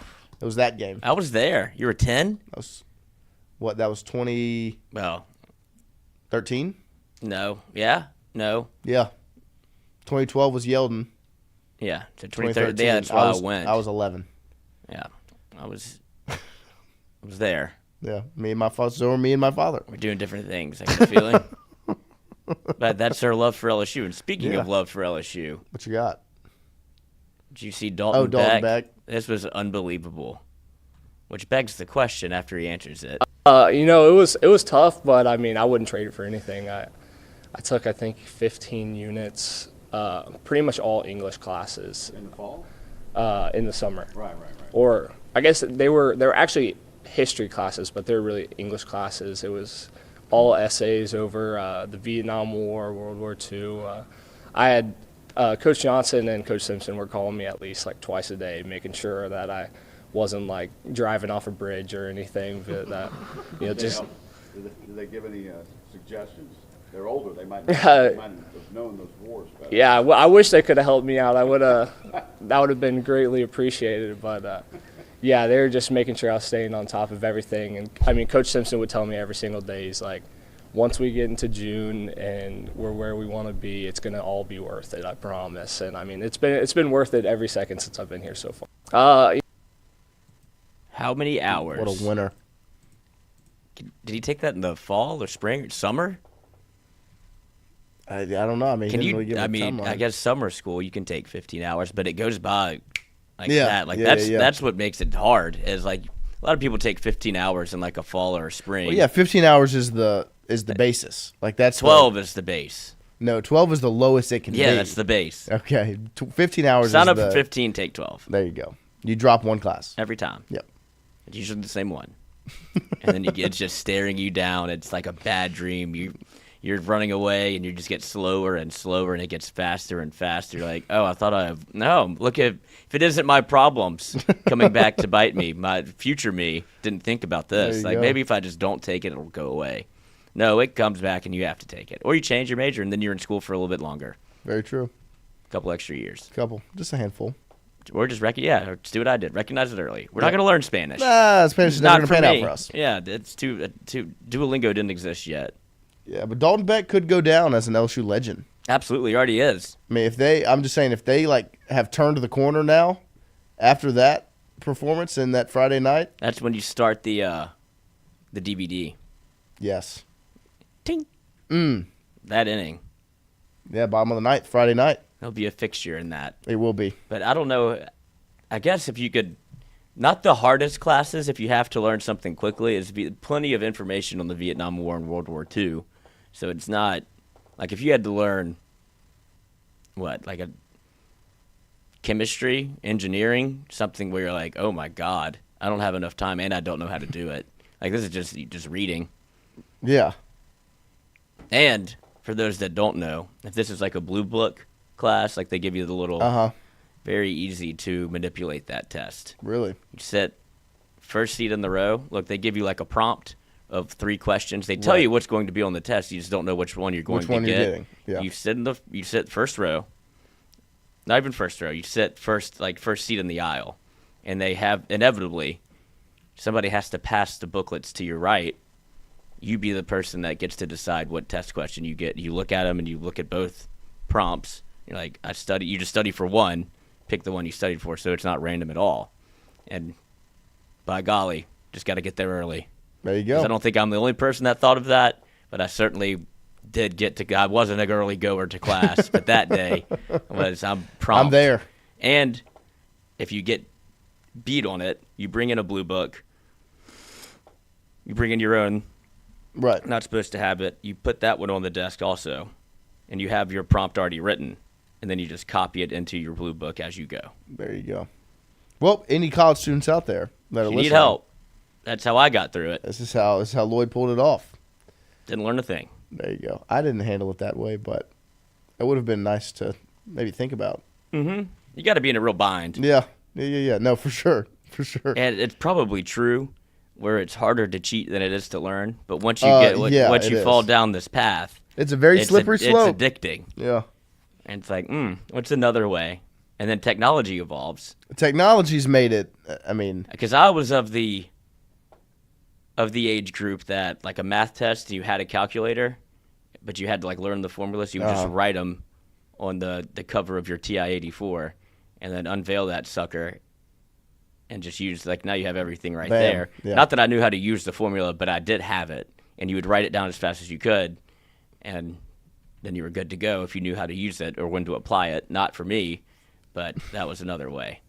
Yeah. No, I mean that technology's made both learning easier and harder and cheating easier. Yes. So as much as it made cheating easier, it's also easier to learn. Students are going to be ahead of the game on this always. Yes. You have to be. They'll show you which direction you need to look out for, like Apple Watch. Right. You can take pictures on your phone and send them to your watch. Now you have all of your notes, and it's just on so now, my freshman year at LSU, you go in the testing center. There weren't as many people worried about the watches. Junior year, it's, hey, you got to take that off. Oh, you wear long sleeves and cover it up. Oh, they check. Oh, yeah, they checking. They do this. They say, pull the sleeves. Oh. Watch, take it off. You got to go through this little scanner thing when you walk into Himes now that tells them if your phone's turned all the way off or not. I don't know how it works. I don't believe that hat has to be turned all the way around. Yeah, because you could write it on top of the hat. Because you could write it on the bill and look at it. You used to write it on a little piece of paper, and you twist it up and put it in your pen, untwist it, and you'd have notes. But that one I was never a fan of. Water bottle, people used to do it on the label. Yeah, I've done that one. No water bottles allowed in Himes anymore. It is. I mean, like they roll with the punches. That's what I'm saying. They As take it your evolves, best shot. They're right there with you. If you're on the cutting edge, though, yes, you have a nice little you can buffer, find a way. But always be thinking about the next move. Yes, you have to. You have to. You can't get caught up with old tricks. Well, just the same way, like... And those are the kids you should be worried about. Yes, like yes. CEOs, like different thinkers. 100% entrepreneurs Yes. at an early age. Well, it's like the smartest person is the guy who saw ChatGPT get created and was like, I'm going to create the professor's alternative to check essays to see if it's AI that wrote it. That's the worst person. It's the worst person, but he's a genius. Because he's like, this is going to be needed because everyone's going to use this to write their papers. And then you write the next algorithm that checks if you Yeah. use both. Or you could use that and don't give it to the teacher. Or if they do have it, then you go, okay, now I'm going to use that version also and check and see where I need to make changes. There you go. And so you conversely end up writing the paper. Smart people just being smart people, That's basically. right. Hunter Hall, did y'all see the Falcons DC got fined $100K yesterday? Yeah. I feel like that's a little steep of a fine for the phone call, the prank call, Lloyd. Why is the dad getting fined? Technically, the father raises the son. Right. But what do you think the dad, that's a great question, Hunter. What do you think that dad does to punish his son for an $100,000 fine? No job for you, buddy. Like, what an idiot. Like... And he didn't even make the phone call, did he? No, he was the just number. there. He gave the number and was in the video. I love that it was this. Do you think that video correlates to Deion Sanders saying "play my theme music" when the Saints are picking, and then they don't take him? Do you think that's the call? No, it was later on when they made that call. Because there's a video of Deion like they're having a huge party, and like changes my darn theme music. Yeah, changes the music to Shadur's song. Yeah, and they don't get picked, and he just like changes the song. Yeah, but that would have been a quite a chain of events if it was Atlanta Falcons defensive coordinator's son's friend that called Shador. Shador tells his dad. Dad plays the music, not picked. That would have been quite butterfly the effect. Yeah, Tyler Shuck. You know, one way to fix this: stop making the phone calls. Just let them find out they're drafted when they hear their name called. Why do they call before the pick? Because there's a world where they're like, I don't want to go there. I guess that's true. Like you had John Elway. I forgot who was going to draft him, but he sat out a year or threatened to play baseball. And they're like, oh, I don't know. She's like, if you draft me, I'm not going. I'll go play for the Yankees. And then obviously you have the Eli Manning. Right. We're not playing for the Chargers. Yeah, my son's a New York boy. My son's a New York Giant.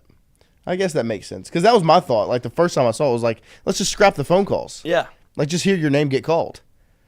And it just alleviates that problem. Or just do bring it all the way back to the fax machine. That would be awesome. There's no way to hack a fax machine. I still don't even know how they work.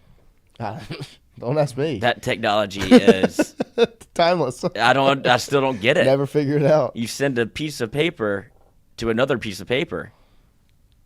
It's not Bluetooth. What's Bluetooth? That's just like internet stuff. I think the fax machine was around before the internet.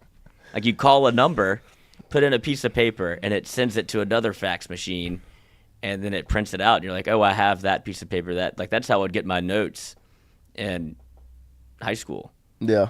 Because we didn't really have like camera phones yet. It was all flip T9, or if you're old school, just tap away. Tap away. And so there's no way to get like notes unless many a night was there 15 pages sent over the fax machine. I know how to work it. I just don't know how it works. How it works. On the phone with somebody else being like, what's your fax machine number? Fax those over to me. Then I'll have the notes. They didn't get anything out of it, but they'd already done it. That's crazy. So you might as well just send them on over. There's no other way to copy it. Yeah. Especially when it's too late. I couldn't drive. No, I mean, you just had to fax it. Yep. It worked. Yeah, you got the job done. We appreciate you guys hanging out with us this morning. morning. A lot about myself. Yeah.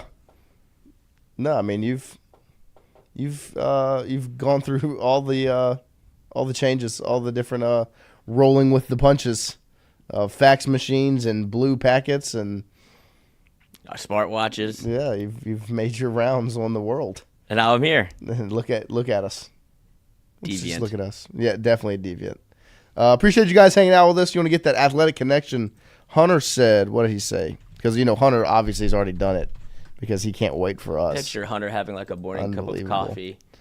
And doing an athletic connections on your phone, which would have been like when we had newspapers, like flipping on over to the newspaper section. Yeah, the crossword. Yeah, a little crossword to start your day. He said, "What the hell is this athletic connection?" Okay, I like the tease, even though it does make me think about it differently, which I don't know if I like or not. Well, it puts more pressure on. Right, it makes me second guess myself. Yeah, which I'm okay with. This is going to be tough. When usually I feel pretty good going into it. The first one ever will always live in my heart. Let me get my theme music. I'm with that too, H-Town. I want Shedeur to win the starting job in Cleveland and be a baller. He just couldn't have gone to it. Like, it's almost such a funny scenario how it all played out, where you're not going, felt like maybe nobody was going to take him, but where's the worst place we can send him? I mean, there were 4 teams that really needed a quarterback, and that he could have ended up. It was New Orleans, Las Vegas, New York, or Cleveland. Pittsburgh. Yeah, or Pittsburgh, and he ended up in Cleveland. Right. Like, he will get drafted. Yeah. But you're going to the worst. If he can change Cleveland. Powerful man. Well, then they'll just trade him like Baker Mayfield. Yep. Let me get you to the playoffs, and then we'll just get rid of you. I want him to work out. I want Shedeur to work out. Well, I don't know. I think it'll be good for the NFL. I need to know what happened. Like, if it was all of what's been, the reports that are alleged of, like, just not even, like, I'm not playing for any of these teams. Like, It doesn't matter what I do in this team meeting. The thing about that is, sure, you're cutting your nose off to spite your face. Yes. Because if you don't think that GM is going to talk to another GM, that's like, yeah, I mean, this is how he acted in our, like, I would be weary if you were thinking of selecting him, even if he wants to go to your team. Like, you'll get the best version of me. It's like, well, the fact that this version of you exists is a problem in my mind. So I don't know if I want him to succeed or fail. And if it's not true, though, then I do want him to succeed. Yeah. I'm with you. Let's see. What do we have here? Josh Jacobs, Josh Allen, Josh Hart. Josh Bell. Oh! Ooh, that was great, though, because that worked, but... Josh Gibson? This is what it is. You think it's Josh's? You're sold on Josh? I don't have to be, but I would like to be. Let's just wait real quick, and let's... Weather, climate... Wave. Or wave current. And then... Wow. Withstand, overcome, survive, weather. Overcome the storm, withstand the storm, survive the storm, weather the storm. Yeah, anything that is, how would you put, like adversity. Yeah. There we go. Endure. Yes. And so that would make, that climate was the one that was there to throw us off.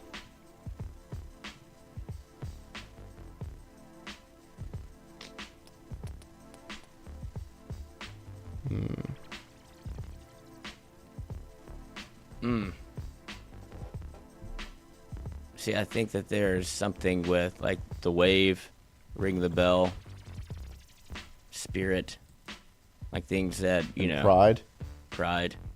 But bell is what throws me off. Yeah.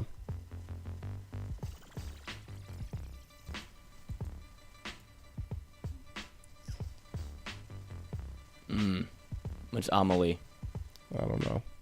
Because I was thinking running backs. I was thinking Le'Veon Bell, Antonio Gibson, Josh Jacobs. But...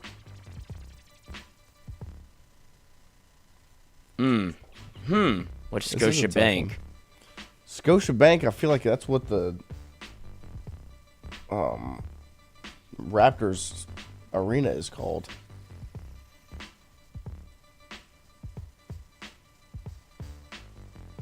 Are these all Bell Park?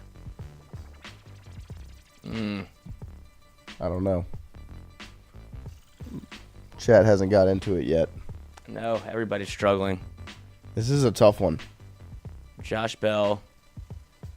Jacob Gibson, Allen. Is that not the one? Is that what we did? We didn't do... Josh's. We Josh did. Bell. We did Josh Hart instead of Josh Gibson. Or Josh Bell. We did Josh Bell. We did Bell, Jacobs, Allen, Hart. Dude, Bell, Allen, Jacobs, Gibson. That's what Carl says. Okay. God damn you, So Carl. Glimmer says Amelie and Scotiabank are hockey arenas. It's got to be something.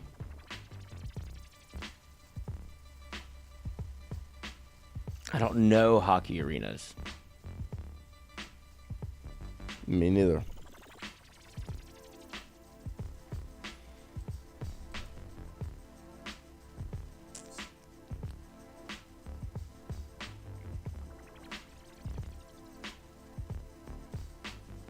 Climate, current, wave.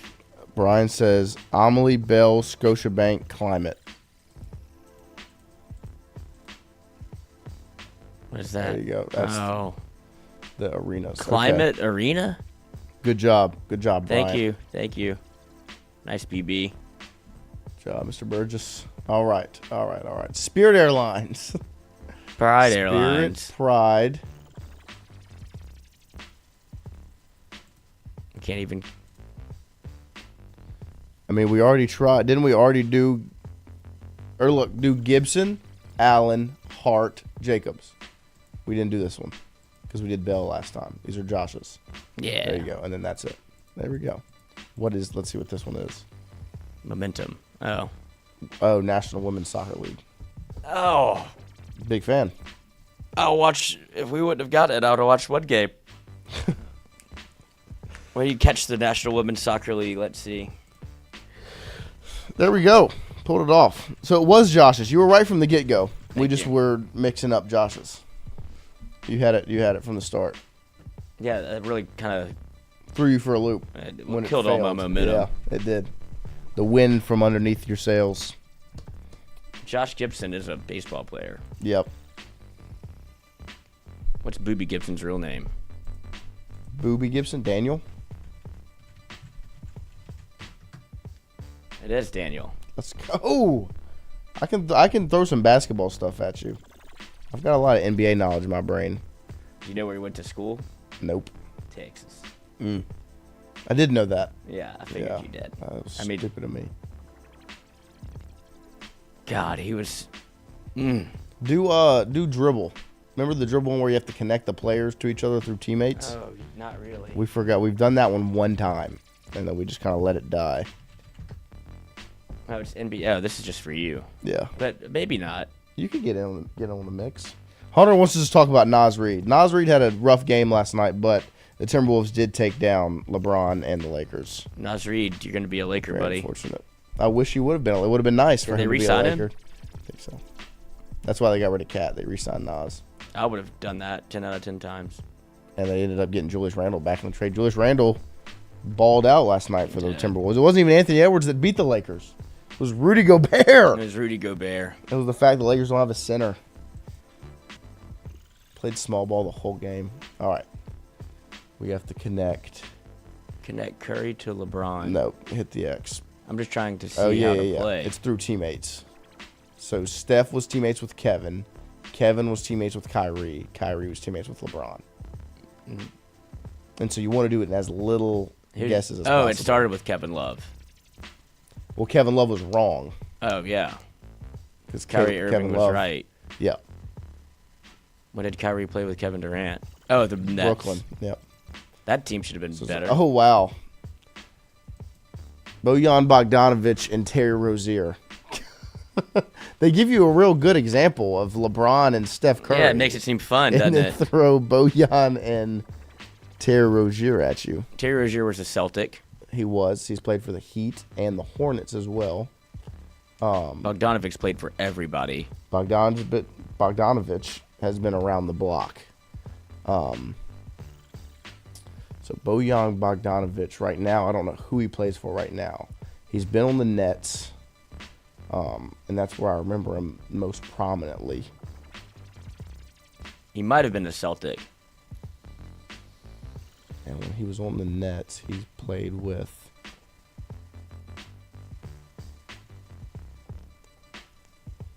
This is a tough one.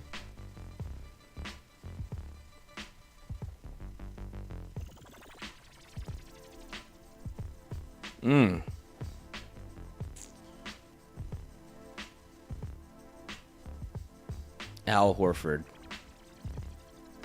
I don't think Bojan ever played for the Celtics. Was he ever a Hawk? No, the Nets are the only team that are coming to my brain for Bojan Bogdanovic. That's the only time I remember him. That's the only time I remember him as being a Net. Yeah, I know it's not Bogdan. Bogdanovic is different. He's the one that's on the Clippers right now. Bojan is the older one. I think played for the Jazz as well at one point. Pacers. Yep. Who's my left-handed Australian? Joe Ingles. He played for the Jazz. Did Ingles ever play with Rozier? I think he... Can I type his name in? Well, I'm just trying to think, what would the connection from Ingles to Rozier be? I don't know. Does it make it any easier? I think he was a Celtic. Who? Joe Ingles. I think he came off the bench this year. I He thought he was played on- like 1 minute. That was the Bucks. Oh, same uniform colors. Yep, it is green. Terry Rozier ever a Buck? Nope. He was on the Heat. The Heat was most recently. So Butler, to me, is the first thing that came in my head for Rozier, but I don't know if there was ever a Jimmy Butler-Bogdanovich connection. What about who was the little point guard for the Heat? They tried to run the team through after LeBron left. Shabazz Napier? No, he's not American. Good. Oh, Goran Dragic? Yeah. Him and Rozier didn't have any crossover, but that is a good thought. I'm trying to think of who was on these Nets teams with Bogdanovich when he was there. Marcus Thornton. Because this is when the Nets were like bad. This is right after they did the trade, right? Or right before. Which trade? For Kevin Garnett. Yeah, I think it was right after.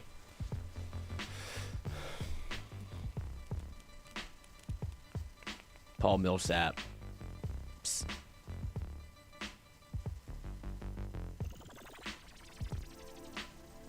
When is my 30-30-30 mug coming in? The mail. Oh, who's the guy? Tucker. PJ Tucker. He's played a lot of places. Played for the Heat. He has played a lot of places. He did play for the Heat. God, they really didn't give us an easy one for this first one. If I could just think, I'm trying to think of one like easy connection for Bojan, but they did not give us an easy first person.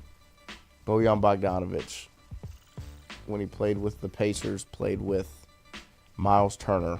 Miles Turner played with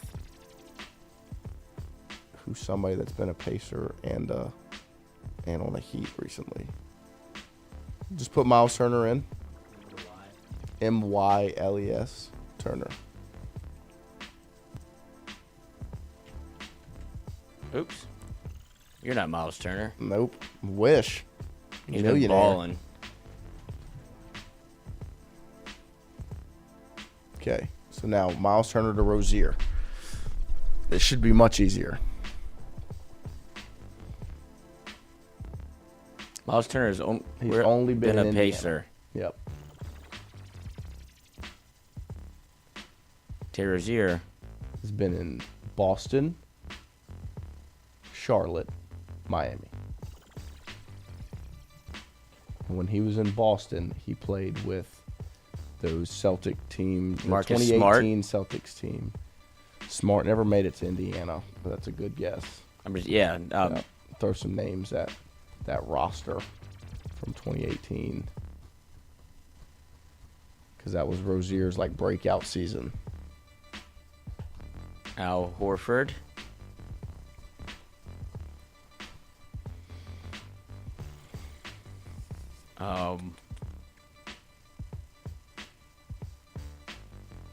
Because I think we can definitely do this in 2 more guesses. Give me some of those Celtic player, Marcus Smart. I don't know why it's the only one that. What year was this? Rozier played there for a while. He came in like 15. Yeah, 'cause he played against LeBron. He played against LeBron in that 2018 series when Kyrie got hurt. And LeBron still 1-7. He's still 1-7 games. Trying to think of who was frustrating on that team. Marcus Smart was very frustrating. I'm trying to think of like the role players. Like obviously Jason Tatum, Rozier, Smart, Tatum, Brown, Horford, and then they also had I think they still had Avery Bradley at that point. Bradley never played with Miles. They still had who else was still on that roster?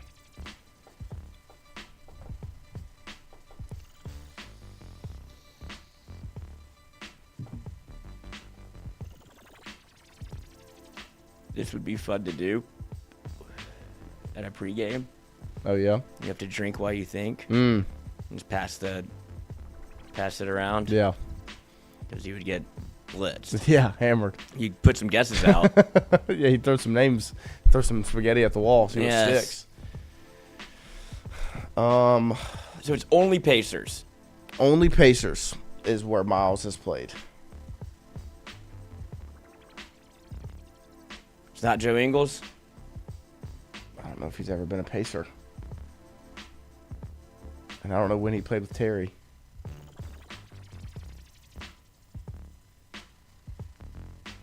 Let's do Avery Bradley. Could have been. He didn't play in Indiana. Oh. I'm trying to think of some of those Pacer teams. Oh, Victor Oladipo. Yeah, that's it. That's the answer. P-Dub got it at the same time as me. Good job, P-Dub. Oh, him and Rozier didn't cross over in Miami. Wow. Just do Tyler Hero then. Tyler Johnson? Nope. Dang. I thought Oladipo had it. I thought it was that was right a good too. guess, P-Dub. Dang it, man. Shorter path, Kelly Oubre. I remember Oubre and Rozier in Charlotte together. Yeah. I don't remember Oubre with Bogdanovich. I liked Oladipo. I felt good about that. What are you doing right now? Looking up Kelly Oubre's career. A Wizard? From New Orleans. Is that where Bogdanovich is right now? Because I can only think of Bojan with two different teams. Bojan Bogdanovich is on... So I knew it was the Jazz. He's played with the Knicks. Goal! Because he's played with a bunch of teams, huh? Nets, Wizards, Pacers, Jazz, Pistons, Knicks. Those are the Wizards. Yeah. Fuck, I gotta remember that too. John Wall? Yeah, late John Wall. Yeah. Because that's when LeBron made that... Miss layup, fall away, bank in three. Was that 2017? 2017.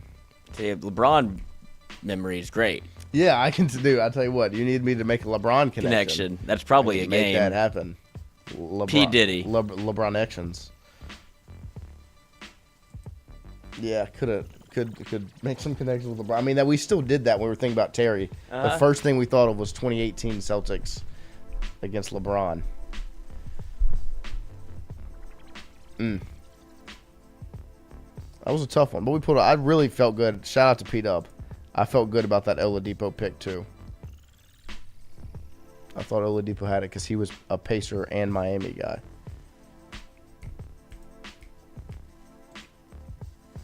Should we do anything else? Should we do a Wordle? Anything? What's Wordle again? Oh yeah, Wordle's fun. Also, watch party tomorrow night. Don't forget. We will be watch partying the LSU versus Texas A&M. It is going to be elite. Two great starters going against each other. Big time baseball. Must-win series for Texas A&M as they dropped 3 straight to Texas, got swept. All by one run, All huh? by one-run games. And in every game, Jay dropped this little nugget yesterday. They had a runner in scoring position to take the lead. So wow. Yeah.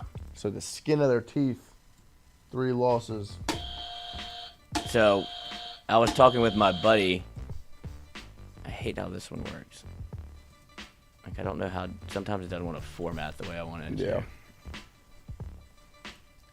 me see how many hooligans I can get in the studio for tomorrow.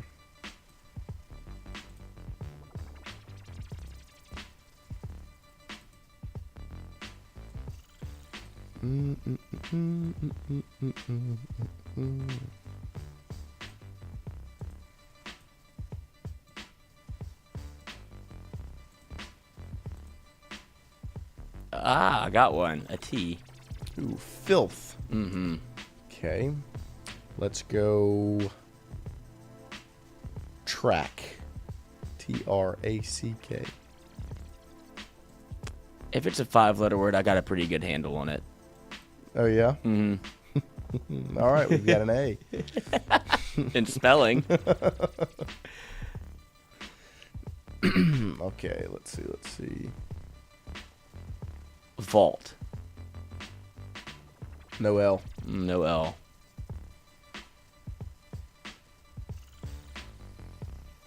But you can do, what, daunt? D-A-U-N-T?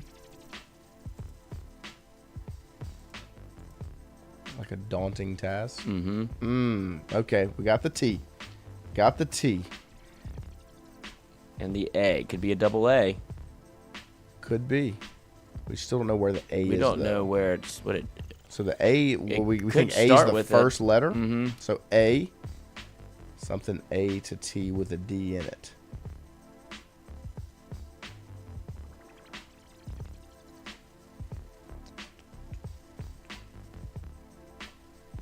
And if there's a U and then there's no U or I was thinking audit. Mm-hmm.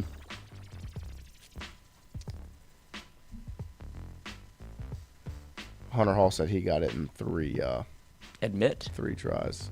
Admit? Yeah. No I. Shoot, that was good. Adapt. Brian Burgess, Gage Evans, Charlie Kistler, everybody's going adapt. 3, 2, 1. Oh, I just have to hit enter. Yeah.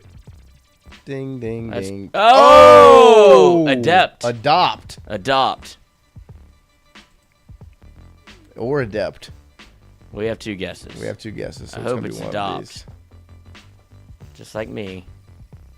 Nope. Adept. That was my guess. That was yours. Good job. Yay. And Brian Burgess had adept in the chat as well. We weren't very adept at that game. That was not. Not at all. But it's fun. It's good for your brain. It is. Drink water every day with Himalayan sea salt. Add a scoop of magnesium and creatine. And then eat an apple. And take a quarter Xanax, and you'll have a phenomenal day. And do a Wordle. And always tune in. 2. Tingle and Co. from 7 to 9 a.m. That's right.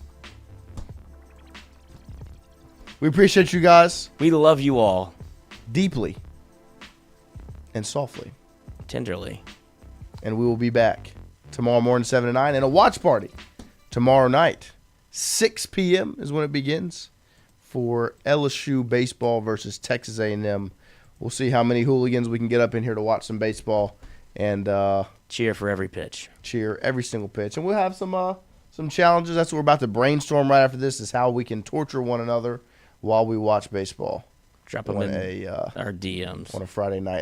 And tomorrow night will also be Lloyd's last show. Yeah, tomorrow finally will be Lloyd's last day here in America. You have to get a passport for the UK as well. So I knocked that one out yesterday.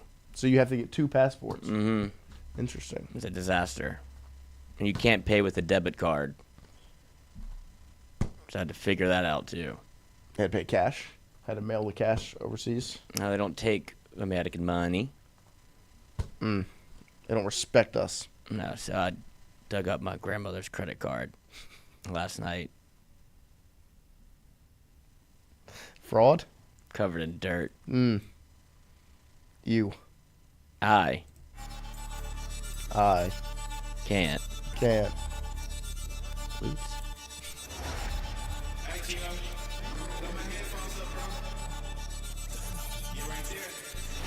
But we can never put on the same shoes. I've been giving L's like I know love and I can't lose. For myself, man, I can't lose. For my family, man, I can't lose. I grind hard and I can't lose. I'm stacking days, man, I can't lose. step, but we can never put on the same shoes. I've been giving nails like I know love and I can't lose. For myself, man, I can't lose. For my family, man, I can't lose. I grind hard, man, I can't lose. I'm stacking days, man, I can't lose. Business is business.